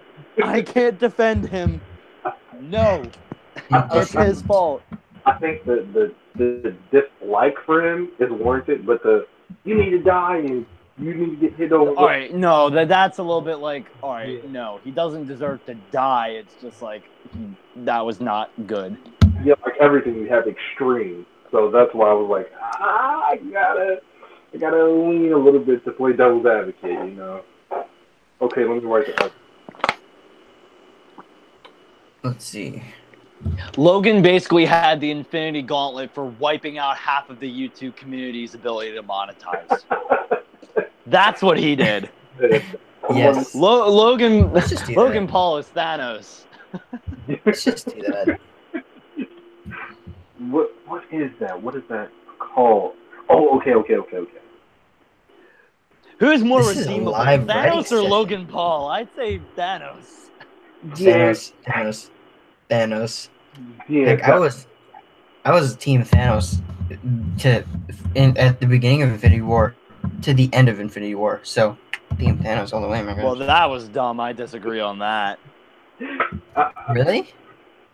Dude, he wiped out half of the plant and animal life, kind of contradicting his whole including Logan Paul. We need to save one. No, I think Logan Paul survived the snapping. What? His YouTube channel didn't. That's even worse. The pitch meeting. Do you watch those guys' videos on Screen Rant? They do well, I haven't seen the Infinity War one, but I have seen a few of them. Yeah, I watched the Ant-Man and I think it was Ant-Man? No, I think it was just the Ant-Man one. But I watched the Ant-Man one, the Black Panther one, the Infinity War one, and I think I watched a couple other ones. I think Star Wars. There's a couple of them that I watched. I actually watched them in a matter of about an hour. So I was like, I really like these videos. I thought they were just like top 10 lists. No, I actually have some original stuff. I actually like it. So just wanted to say that. If you're hearing clicking, I'm actually shooting. Sorry about that. You're good. Yeah. We got another comic from comic. We got a comic from the comic section. We got a comment from how am I a voice actor? I can't even speak. Hey, it's late. I understand. Speaking of Logan, what movie made you cry more, Logan or Infinity War? Infinity War, definitely. Yeah, Infinity War. I have a story to tell about Infinity War. What? All right, so I went to see Infinity War with my girlfriend, and one of my friends in like a class spoiled a ton of deaths for me, and I was really upset about it, but I was prepared. He did not. But she Did didn't. Really? Yeah, he did. That sucks. But she didn't know anything going in. So I was bracing for impact, and she didn't know what to expect. And she was just bawling, and I was like holding on to her, trying to like calm her down because she's just losing it. And then when Spider-Man was going, I'm like, no, don't do it. Yeah, that was really, that was tough to watch. Yeah. I don't want to go. Like, I don't want to go.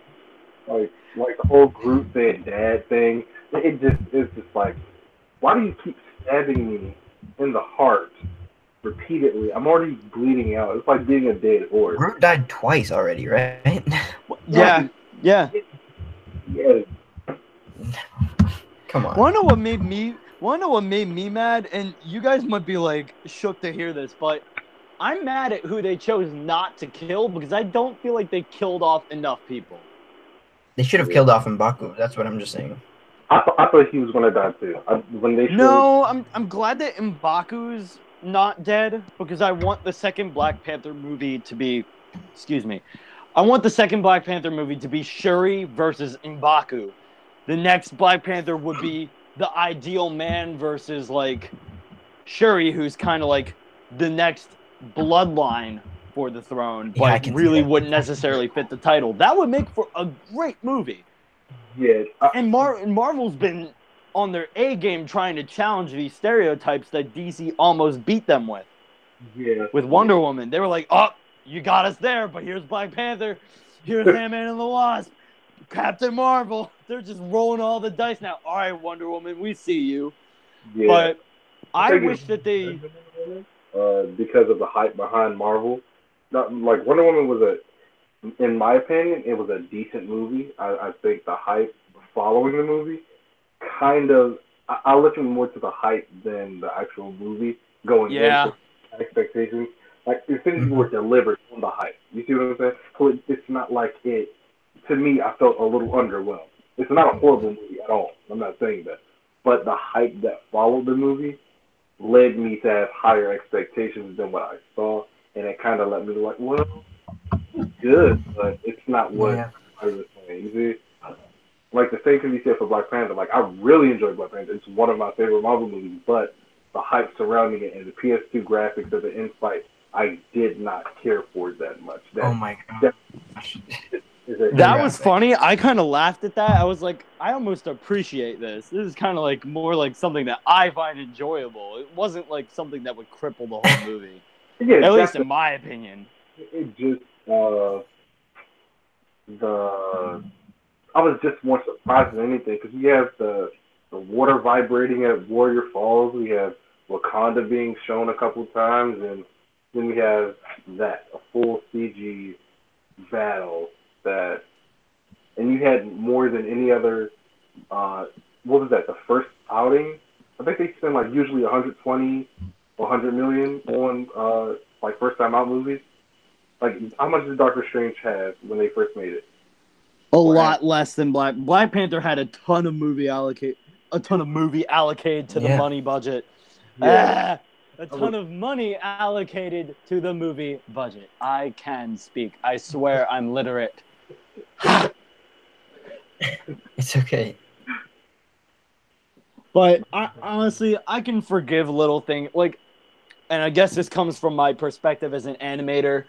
If the visual effects and stuff, I used to be very keen on like, all right, CGI being bad, that's unforgivable. But I'd rather have a good story with great acting and great characters than high quality graphics. Because you can have a great looking movie that's just completely shitty apart from the fact that it looks great. Definitely. Definitely. I can concur. That is I'm gonna call out I was in another live stream. I don't remember when. I think it was like a couple nights ago. But we were talking. It was a joke about the fact that I kept bringing up this movie that they want to leave in the past, but I refuse. Transformers: The Last Knight is a terrible movie, and it deserves to have tanked the goddamn franchise. What's that movie? I had it on. I didn't buy the movie. I saw it on Hulu, and I had my Apple TV and everything. And I watched it in 4K, glorious, glorious 4K. It is a beautiful, like what is that? The end, like the final act fight, like the metal shimmering with the light and the actual detail on the actual metal as they're moving and stuff. That looked really good. But the movie, I was like, you could have cut easily a good 40 to 50 minutes out of this movie. Yep. I definitely was like, what are we doing? This is why? It's like, I'll say this, Michael, and this is the last thing I'm going to mention before I go back to the whole thing I was going to say about Infinity War, because that's what we were talking about. Yeah. But Michael Bay is a genius when it comes to visionary direction. He came up with some techniques and styles that cannot be matched. The realism in his films and the effects in his films are better incorporated than any other movies I think I've seen.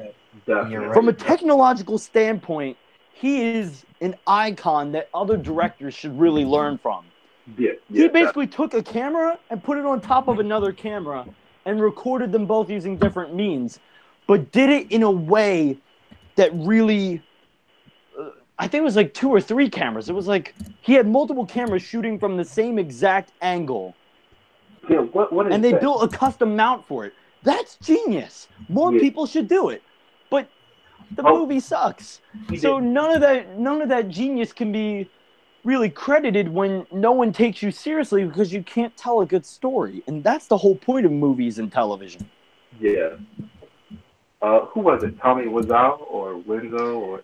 Yeah, Tommy Wiseau. Oh boy. Oh no.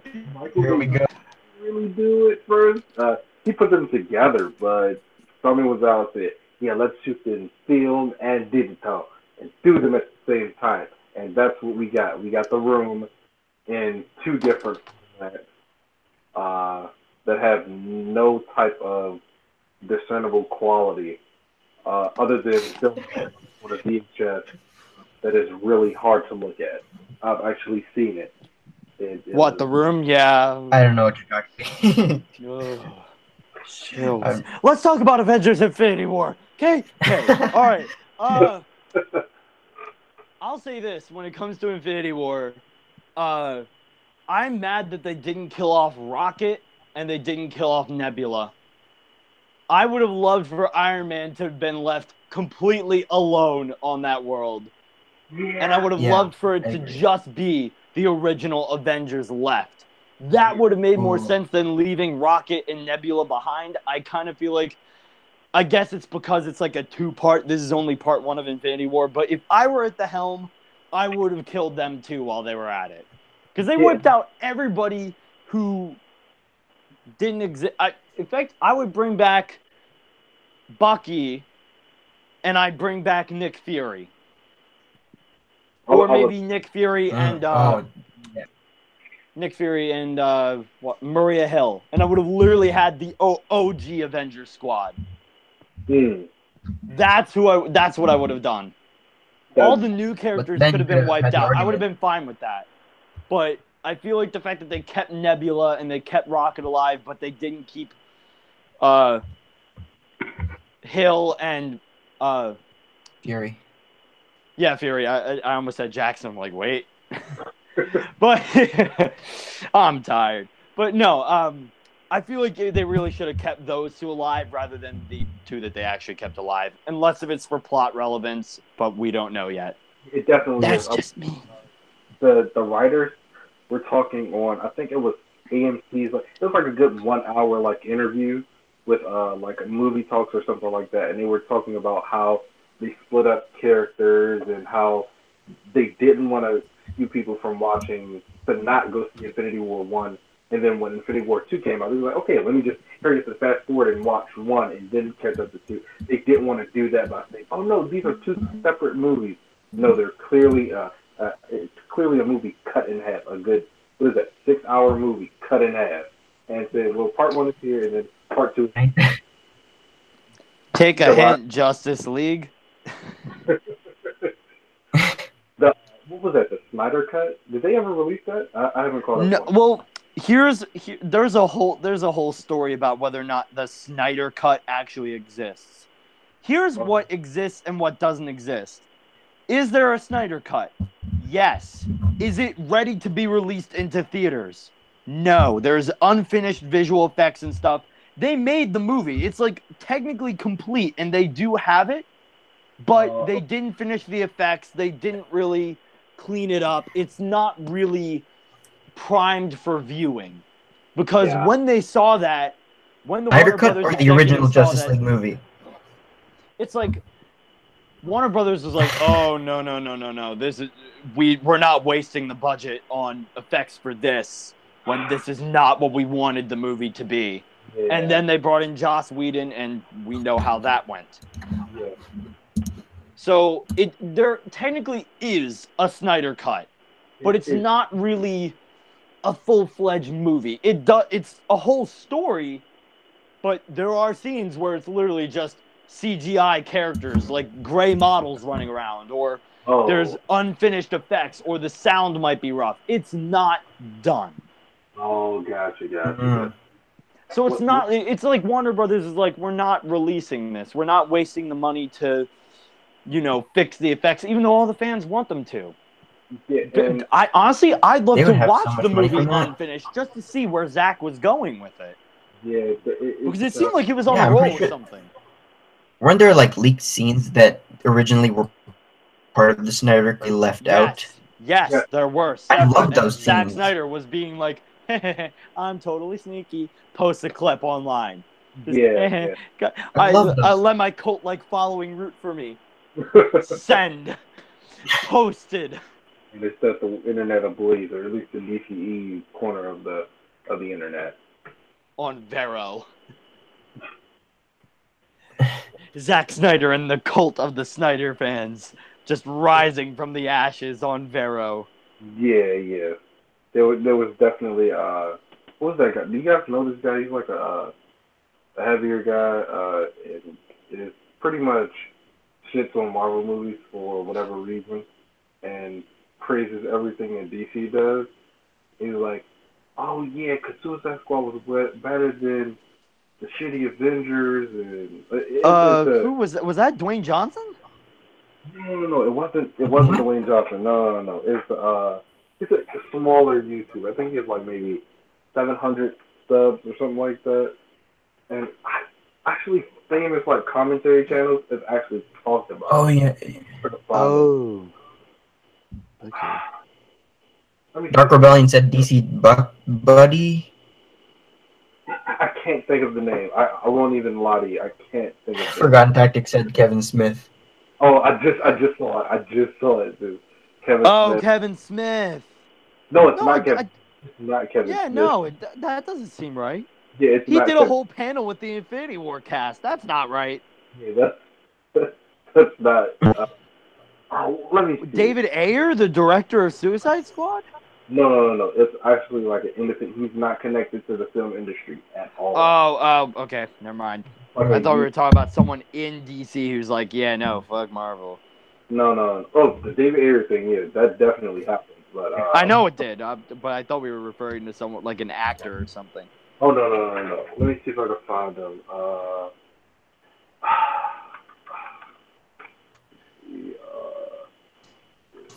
Perfect. So let me type in some things that the fans. I loved how Q&A turned into an Infinity War conversation. Yeah, it's more than now it's a fuck Marvel conversation. This got interesting. War TV brought a lot of flavor to this. Heck yeah. I'd love to have one of these. This is really fun. We're going to do a stop motion where it's just like a bunch of characters sitting in a room. Why Infinity War worked and Justice League didn't. That's your next project. That's going to be Despacito too. Everybody shoot their stuff on a green screen and put it all together. Everybody gets a character and a few set on lines, and that needs to happen. That would be. I'm totally game. I would do it. Does anyone have the I'll voice. I mean, Wiseau's not direct the entire thing. Oh no! No! We're not bringing Wiseau into this. No. No. You're just asking for trouble bringing Wiseau into anything. Oh, hey, you brought in Justice League. That's Alright, there's a difference between Justice League and Tommy Wiseau.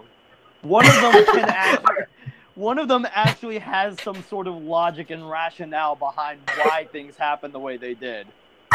Take a lucky guess. The Room. Oh yes, The Room, the cult masterpiece that people don't understand. Those spoons are there to, they're like the blue curtains. Like you have no idea. Oh Gosh. Let's get back on topic and try to answer some of these questions, because I think we've seen the chat just scrolling through. Does anyone actually have any questions about Ant-Man the Black Ant director's cut deleted scene before we digress further into anything else? How about you, War TV? I kind of cut out. What did you say? Any questions about the deleted scene? You're cutting out. I can't. The director's Yeah, cut in you're general? cutting out a little bit. Yeah, I can't hear you. It's kind of cut out. Is it working now? Oh, wait, I see the screen. Is it working? I think it is. Yeah, all right. Yeah, I can hear you now. I'm just asking if by chance you had any questions about the director's cut or the deleted scene. Oh, what I wanted to know, was the deleted scene specifically.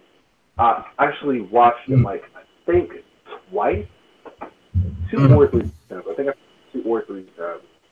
But something that I was very interested in, because I'm trying to learn how to do the pacing, story pacing wise. Where do because you seem like you know a lot more about storytelling and stuff than I do.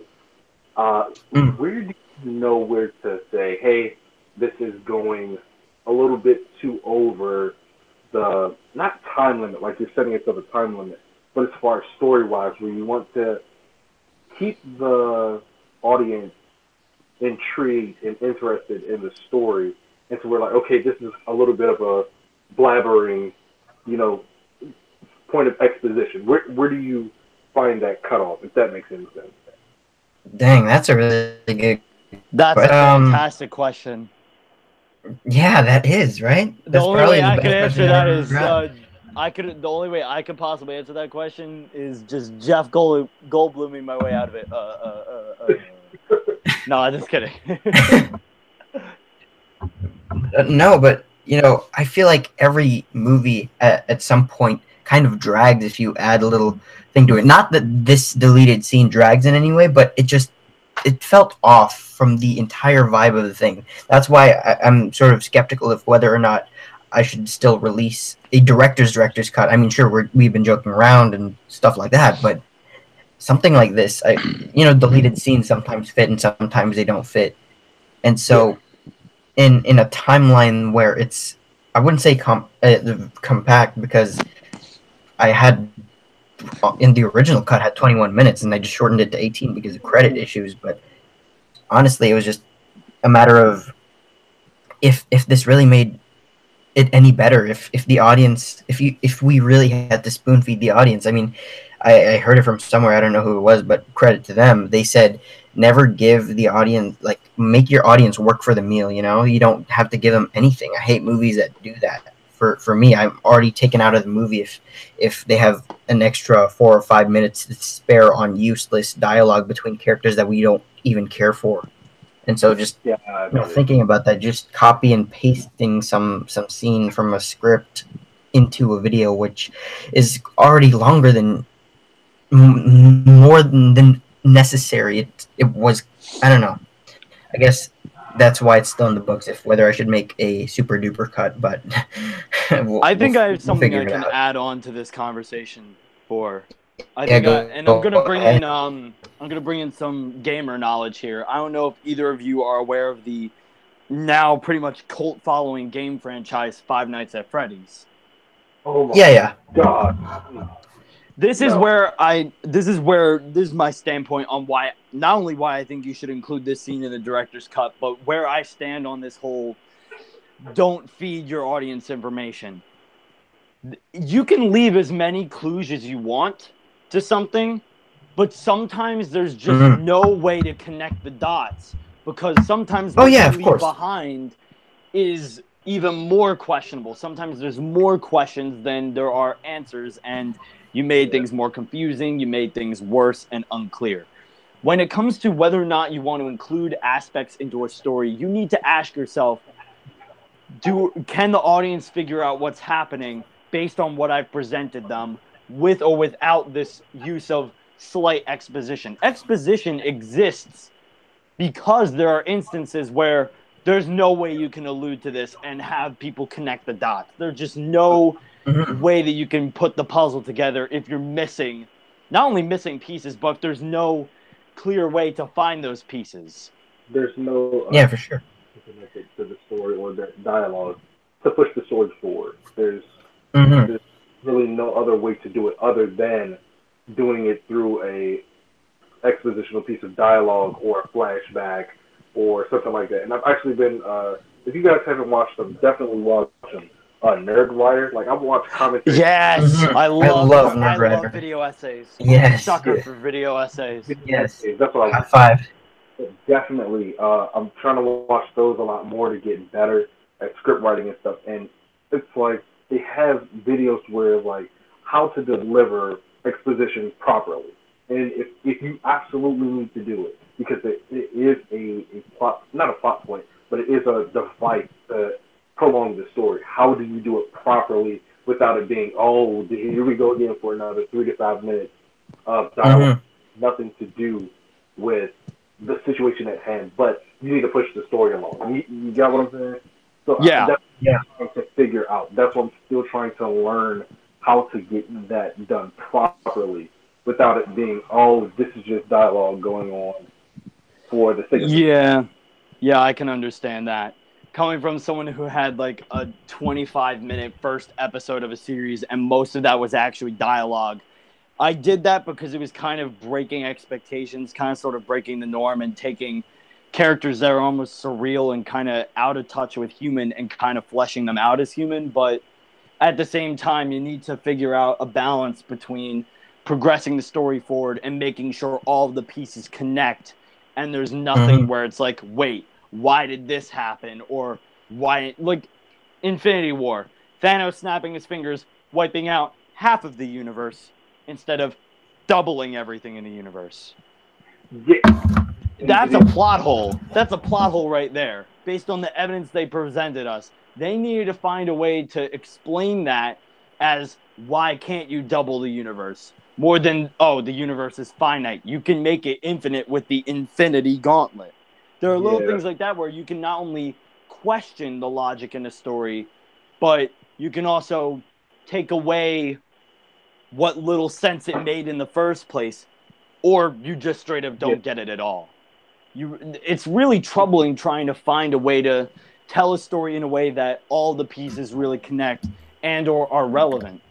In the case of this video in particular, Project was cutting this scene out because relevance. What does this have to do with anything? It doesn't really progress the plot, but people were questioning the character motivations. They were questioning why Batroc, why was he doing what he was doing? He was stealing Pym particles for what? Why was he trying to steal a Black Ant suit? Where did this Black Ant suit even come from? None of this was even making sense, and they were vital details to the plot. They were just kind of there. You were sort of saying, well, they don't really matter so long as Scott reaches his objective, which, to be fair, you're right. They don't really matter. But when you're trying to put a story together, if you're telling someone, oh, yeah, I saw this story, and you're trying to retell the story, and they ask, wait, why did that happen? And you can't come up with a good answer, then you're missing something. And that's why I think this scene needs to be in another cut of the film. Gotcha. I think the context clues are very vital to this story, even though they're not as relevant as they hypothetically could be. Gotcha. Another really good example is the scene in Captain America: The Winter Soldier when they confront Zola in that basement. Mm-hmm. That was like full of exposition, but very, very well needed exposition. Yeah. The exposition's there for a reason. Yeah. Yeah. Yeah, I completely agree. That definitely helped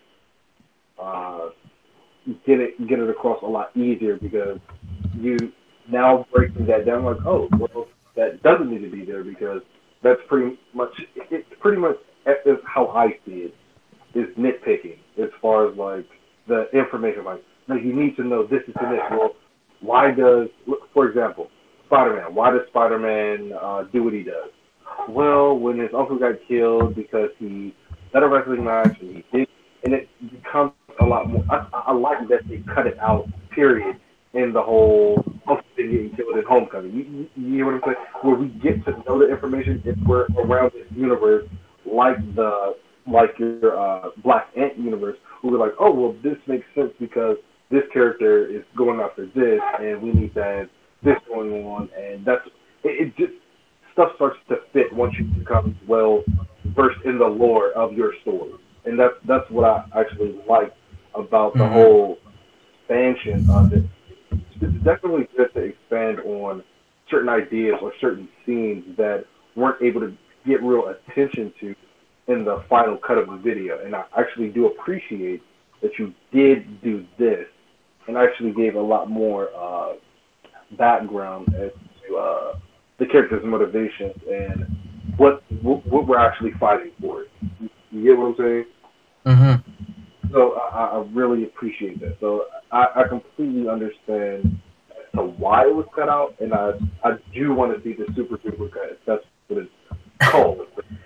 The final name of it, the Project 423 cut, or whatever you want to call it. I would definitely like to see it all put together, because even though it's still its own separate video, it's still, even though it's still connected, it feels as though it's more disconnected than connected as far as seeing it separately. If they were all put together, like, oh, well, this fits here and that fits there, without any type of interruption with clicking through videos and trying to find it and stuff, it definitely would be good to see it all put together.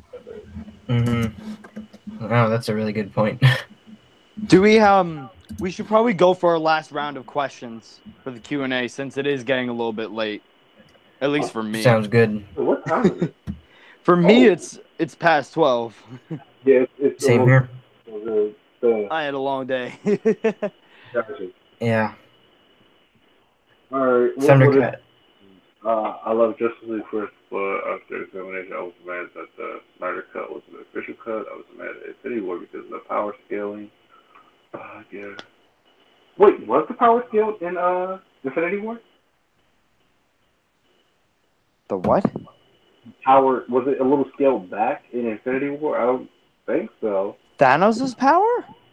Yeah, it's Thundercat 123 Studios said it was that he was mad about Infinity War because of the power scaling. I don't think his power was scaled back. He beat the Hulk in his first scene. Without the gauntlets use of it. I mean, he had it, but he didn't use it really. I mean, there was this interview with Josh Brolin. He did kind of say that Thanos had one motivation, and the way he gets those motivations, just callous, and his procedures is just because he wants to get to that motivation. I think it's a Stephen Colbert whole interview. I don't know if you guys have seen that, but I guess it's basically him explaining why Thanos does what he does and why it's sort of slacking at times, and even though it wasn't supposed to. Gotcha. Yeah, I'll have to look at that. This was Stephen Colbert, right? Yeah. Do we got any more questions for the Black Ant? Thundercat 123 Studios did ask why do you film the way you do, or who influenced you to shoot the way you do. To be honest, it's just a matter of I'm a big fan of good cinematography. I think the Netflix shows are phenomenal, and one of the best, or sorry, the Marvel Netflix shows, anyways, have the best cinematography. I'm a really big fan of the way the Punisher was shot. I'm a really big fan of how the Defenders was shot and the color scheme of things. I don't like. I'm pretty sure a lot of people called that out of how how Danny has this green theme and how Luke Cage has the yellow theme and how Daredevil has the red and so forth. And I feel like I want to implicate that into my animations, be it in the form of a simple scene like this deleted scene. I don't know if you guys saw it, but that scene where, hang on, I wonder if I can pull it up. But that scene where Tony Stark is actually facing the wall right here.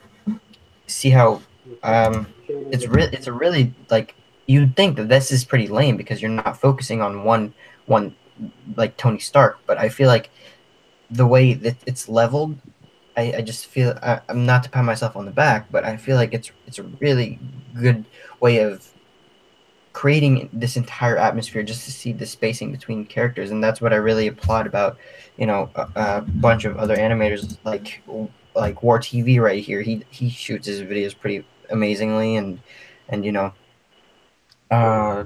like just a bunch of other animators. Can't think of them from the top of my head because I'm really tired right now, but yeah, just a lot of animators who put their time and effort into making their shots look great, and their shots look absolutely phenomenal, and the style that they animate.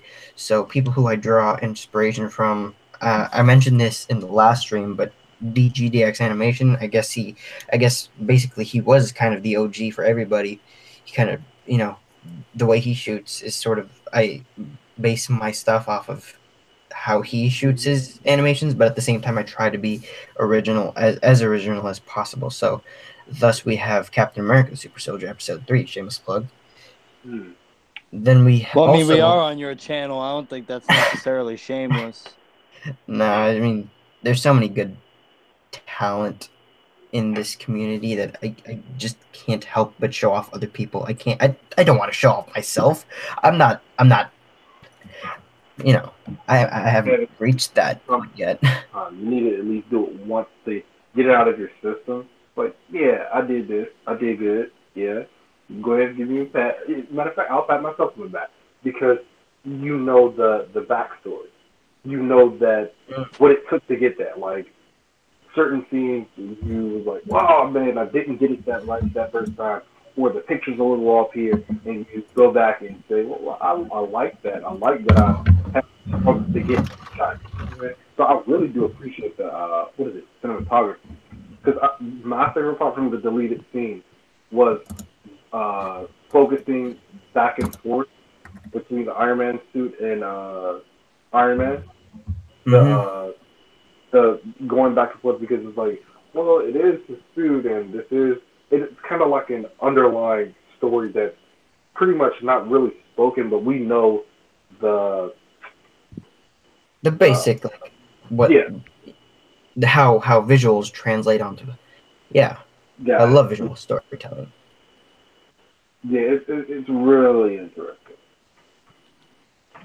Let's see, like I love me some good Easter eggs, like newspaper clippings and stuff, and yeah, that's always good in animation and good in. That's probably one thing we're gonna have in the super duper cut, just a newspaper clipping of so many Easter eggs. But yeah, and like another really good video that I found that really helped me out with my cinematography. I don't know if any of you guys are familiar with D for Darius on YouTube. He basically love his channel. Yes, he basically talks about videos and how to improve them and breakdowns and whatnot. And his cinematography video I wrapped my head around that entire thing. I don't have anything in my favorites list, but that video was the very first video I put in my favorites list just because of the fundamentals of simple cinematography that makes a heck of a difference in visual storytelling. And I'm just a huge fan. Definitely. I just found out about him about like last year. Mm. It was rookie mistakes with filmmaking or something like that. Something like mistakes that you should avoid. It was something along those lines. But and how to avoid them. I think it's in my liked list or whatever. I don't really have that as public, but I think I could find it. Oh my gosh. I'm not sure if you've seen the one he collaborated with Will Smith, but that was my favorite one. Like he did a video with Will Smith. Search it up. You'll get it. Get it. I love that video. Have any other questions? Are we on our last round of questions? Last call. You've let's give him 3 minutes. I think, but yeah, like, if for more TV, since he's on the stream, go ahead and fire those. Sure, we'd all love to answer it. It's really awesome that you guys are tuning in. I don't know how good my answers will be anymore. I'm getting tired. Yeah, I'm just gonna be like, something Daredevil, something Jeff Goldblum, something. You're honestly just you guys for sticking around. I don't. Yeah. One of my favorite things. This is kind of like unrelated, but this is kind of my mood right now. But Tom Holland in an interview was talking about weirdest quirks of like co-star actors and things that he didn't quite get when filming Civil War, and he said Anthony Mackie, every time we finished a single take, he'd just shout to the top of his lungs, "Cut the check." That's kind of where I'm at right now. Just cut the check. Cut the check. And you know the story behind that, right? It's because he feels like he did a good take, and I hope you do feel that you did an amazing job, because you really did. You really did. It's more or less the joke of like, all right, I did the thing that you wanted me to do. Pay, bitch. That's him. Yes. We needed an Anthony Mackie in the stop motion community. We need a lot of people in the stop motion community. Just their personalities, they'd be great. I said, who was it? I said someone was like the specialty ranger. I think it was Leo, I was like, he's more quiet. He's not really social like that. I mean, of course on social media and stuff, but like as far as going out and doing stuff. I think I said this on Devin's stream. He's more like the specialty ranger. He's there when you see him to do the special powers and all that, but it's like the first couple episodes where you find out, oh, there's a purple ranger, oh, there's a white ranger, and then he comes and disappears. I was joking about that with him on Instagram. He was like, yeah, I'm trying to get more social and stuff. I think he's doing a behind the scenes channel too soon. That's cool. I might be wrong, but I'm pretty tired, so. Welcome to the club. Dude, I'm on that. I'm the I'm totally with you on that. Yeah, somebody asked a couple questions with tips for animators that are trying to get the best shot. Fail like 30 more times, and then you just might get it. Yeah. Even though like I wouldn't necessarily say that I was any good at animating per se, I would always retake it until I was satisfied with it. No, I mean, my equipment wasn't good, so the quality of whatever I did wasn't exactly really good. That's just the nature of the business. Even if I had a great story to tell, even if I had a great cast to work with, if your technological, I've come to understand that if your technological means aren't on par, then there's a lot that you need to make up for, and it's just not really possible. You need to have a great balance between great tech, or at least tech in which it's salvageable image quality. It doesn't have to be like the most expensive software, the most expensive camera, But you need to do more than just like, all right, couple of frames, slideshow, record, boom, video right here. Random. He has the same 4x3 image for forever now, and he still makes videos. I think the Godzilla videos, I think actually fits a lot more for his Godzilla videos than like his wrestling ones. What is that? He has like Monster of the Week type thing. Of course, it's not a week every time he uploads, but whatever new Godzilla he fights, the Mecha Godzilla, or I'm not really up on the Godzilla, but he is. But the 4x3 and grainy picture, he still does videos with those. But I think there is, not discrediting what you're saying, I do think that you do need to have some sort of clarity, or you do need to be like Wakanda, well, not Wakanda, but you need to be like Iron Man with the technology to. If you need to have a good, decent camera, you need to do that a good software. Because I see a lot of people with PicPack and what's the other one? PicPack. The Flipagram. Yeah, Flipagram. All of those, like, they are available. They're available to. They're for free. It's just that's something I think like if those words weren't there, I would not be as distracted to enjoy the video that you're making. Like that's something that I've been seeing as a list. Hey, check out my video. I don't want to say no. I will check it out, but I'm not going to say I'm going to subscribe to you and then not watch your videos because I feel as though it's not good enough. Like I do want to put out some type of positive message, like, hey, maybe you should do this and this better, or hey, maybe you should take more pictures, stuff like that. And I get like I'm not going to say hundreds, but I get at least in the double digits, like 40s and 60s worth of hey, yeah, this is good. Check it out, subscribe, and it's just they have one video that's literally 1 second, but it doesn't even let you. The play button doesn't even disappear before the video's over. That's how, I think that there was a time on YouTube, and this is like back when I thought I was thriving, air quotes, finger quotes, when I thought I was thriving.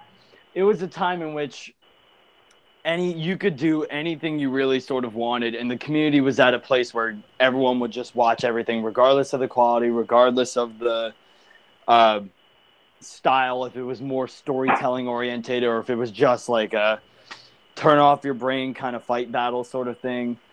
But the YouTube climate as like a platform has changed, and the way that you do animation and whatnot has changed with it. You need, like, now it's like you can't just use whatever tech you have. You really, if you only have that, then do your best with it. But if you have an opportunity to get better tech, take it. If you have the means of making videos that are based on trending topics, kind of capitalizing on what people are caring about in that moment, try your best to do that. Don't sacrifice your originality. I'd say don't sacrifice that for anything, but you need to be mindful of what everyone else is kind of looking at if you try to make content. Yeah, you can make your own content. That's great. But you also need to keep in mind that depending on what you make, the reception to it is not going to be the same as it used to be back when the YouTube platform and the community was different. Definitely. Mm-hmm. That's definitely a fair point. What was it? It was the Spider-Man video. My first 1,000 videos. My first 1,000 views on a video. This is shit. You need to quit YouTube. I love those comments. Yeah, those are so much fun. Like, if you don't get those comments, like you're not making it anywhere. Nope.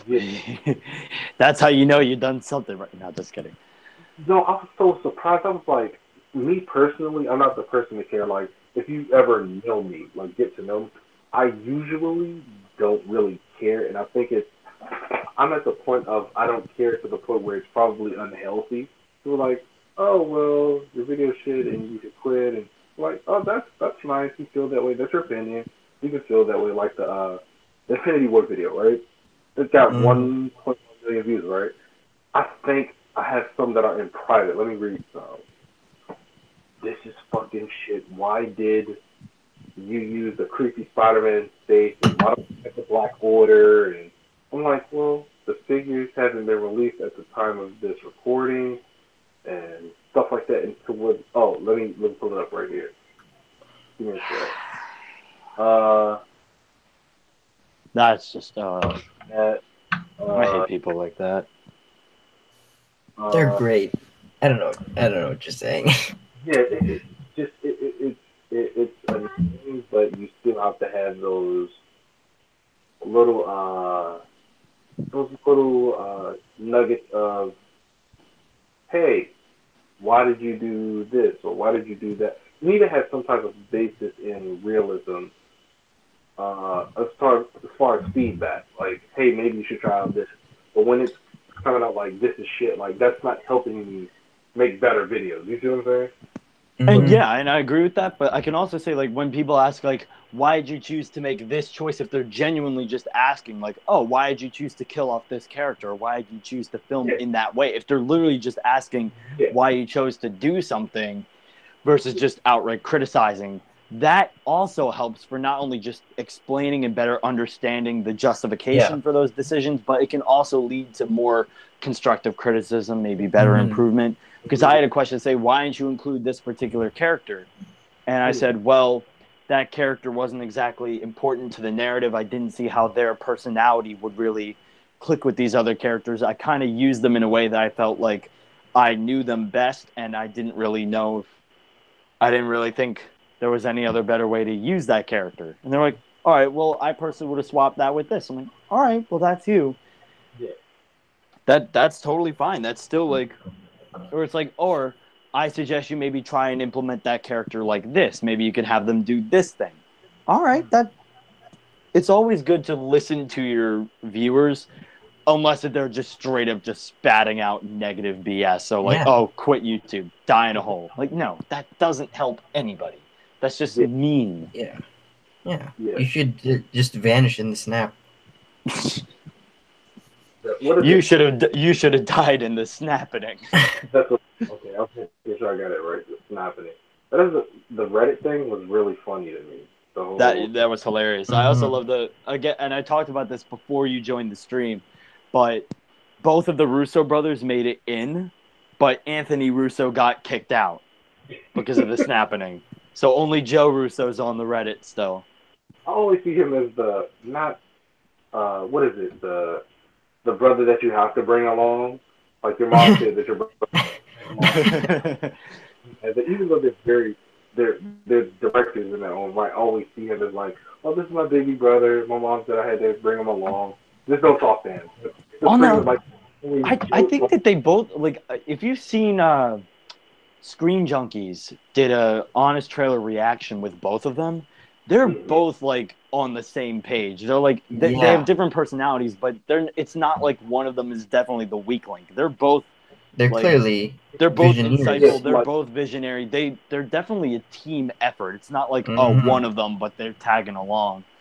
Definitely, but what was it? In most of the interviews. Oh, in interviews, Anthony's just pathetic. It's funny. Joe really likes to take control of the interviews, but they're both definitely insightful and very talented visual storytellers. Very solid. It's one of the reasons these movies come out so perfect. Yeah. Like Civil War is one of my favorite, like probably in my top 3. They also recognize internet culture, which is also great, considering they said that they had to honest trailer proof Winter Soldier. They were clearly wrong. Didn't work. No, they did. Winter Soldier was honest trailer proof. Well, there weren't any major lapses in logic except for like, oh, why did he put that behind a stick of bubble gum? Like the one flash drive thing. Like that was the only lapse that they could figure out. They're like, well, we personally don't like that brand of bubble gum, so we didn't think anyone would buy it. I just love the way they do their filming. Yeah, no, they're great directors. I'm just gonna put this out now. Like, if we don't have any other questions here, we should probably tidy this up because it's getting really late for me. That sounds really. I don't know how much longer I can hold out here. That's the best thing ever in the past 45 minutes. Same. I don't know. I'm Mr. Incredible. It's like I can't do this anymore. That's about it. I'll go. I don't have the browser up. Are there any more questions or anything? Yeah, to the 5 people watching right now, if you guys have any questions, just leave them and we'll answer them. We'll try to, we'll try Final to... round. Final round. This is it. We'll give you like 30 seconds. 30 seconds. Yeah, 30 seconds, please. Thundercat says, Lamau, sorry I wasn't active as much as last stream. Peace. No, you're good. Thundercat 123 Studios. It doesn't matter if you weren't active. As long as you joined the stream, you are already, like, it's such a blessing to be able to share our thoughts and ideas with everything. Yeah. It's really fun to collaborate with these guys too. Like, it's mind blowing just to be in the midst of these amazing content creators. What, one thriving creator and one washed up actor? Not even washed up. I didn't even make it that far. You tell me. The Rebels is pretty good. was set on Stealthabotte once again. Okay, don't. I know. I have a quota for self-deprecating humor, and I kind of, even though I overflowed it, you just have to keep contributing. It's like a fund for cancer research. You just gotta keep donating. Yeah, keep going at it. You gotta chip away. Yeah. My eyes are. I got a question for you, Stealthabotte, actually. Oh God, here we go.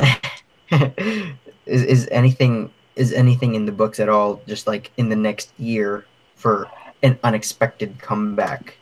That's fair. all right. So I've had video plans that I wanted to make, but I don't have the means to make any videos right now, except for like joining other people's live streams. I can't even really make my own unless if they're just on Instagram. It's like, if I could, I would, but since I can't, I shan't. I have stuff I want to make, but it's a matter of whether or not I can afford the means, whether or not I can actually allot the time and the effort and the energy to doing that. As much as I want to make my comeback, I honestly don't know. It's totally up in the air.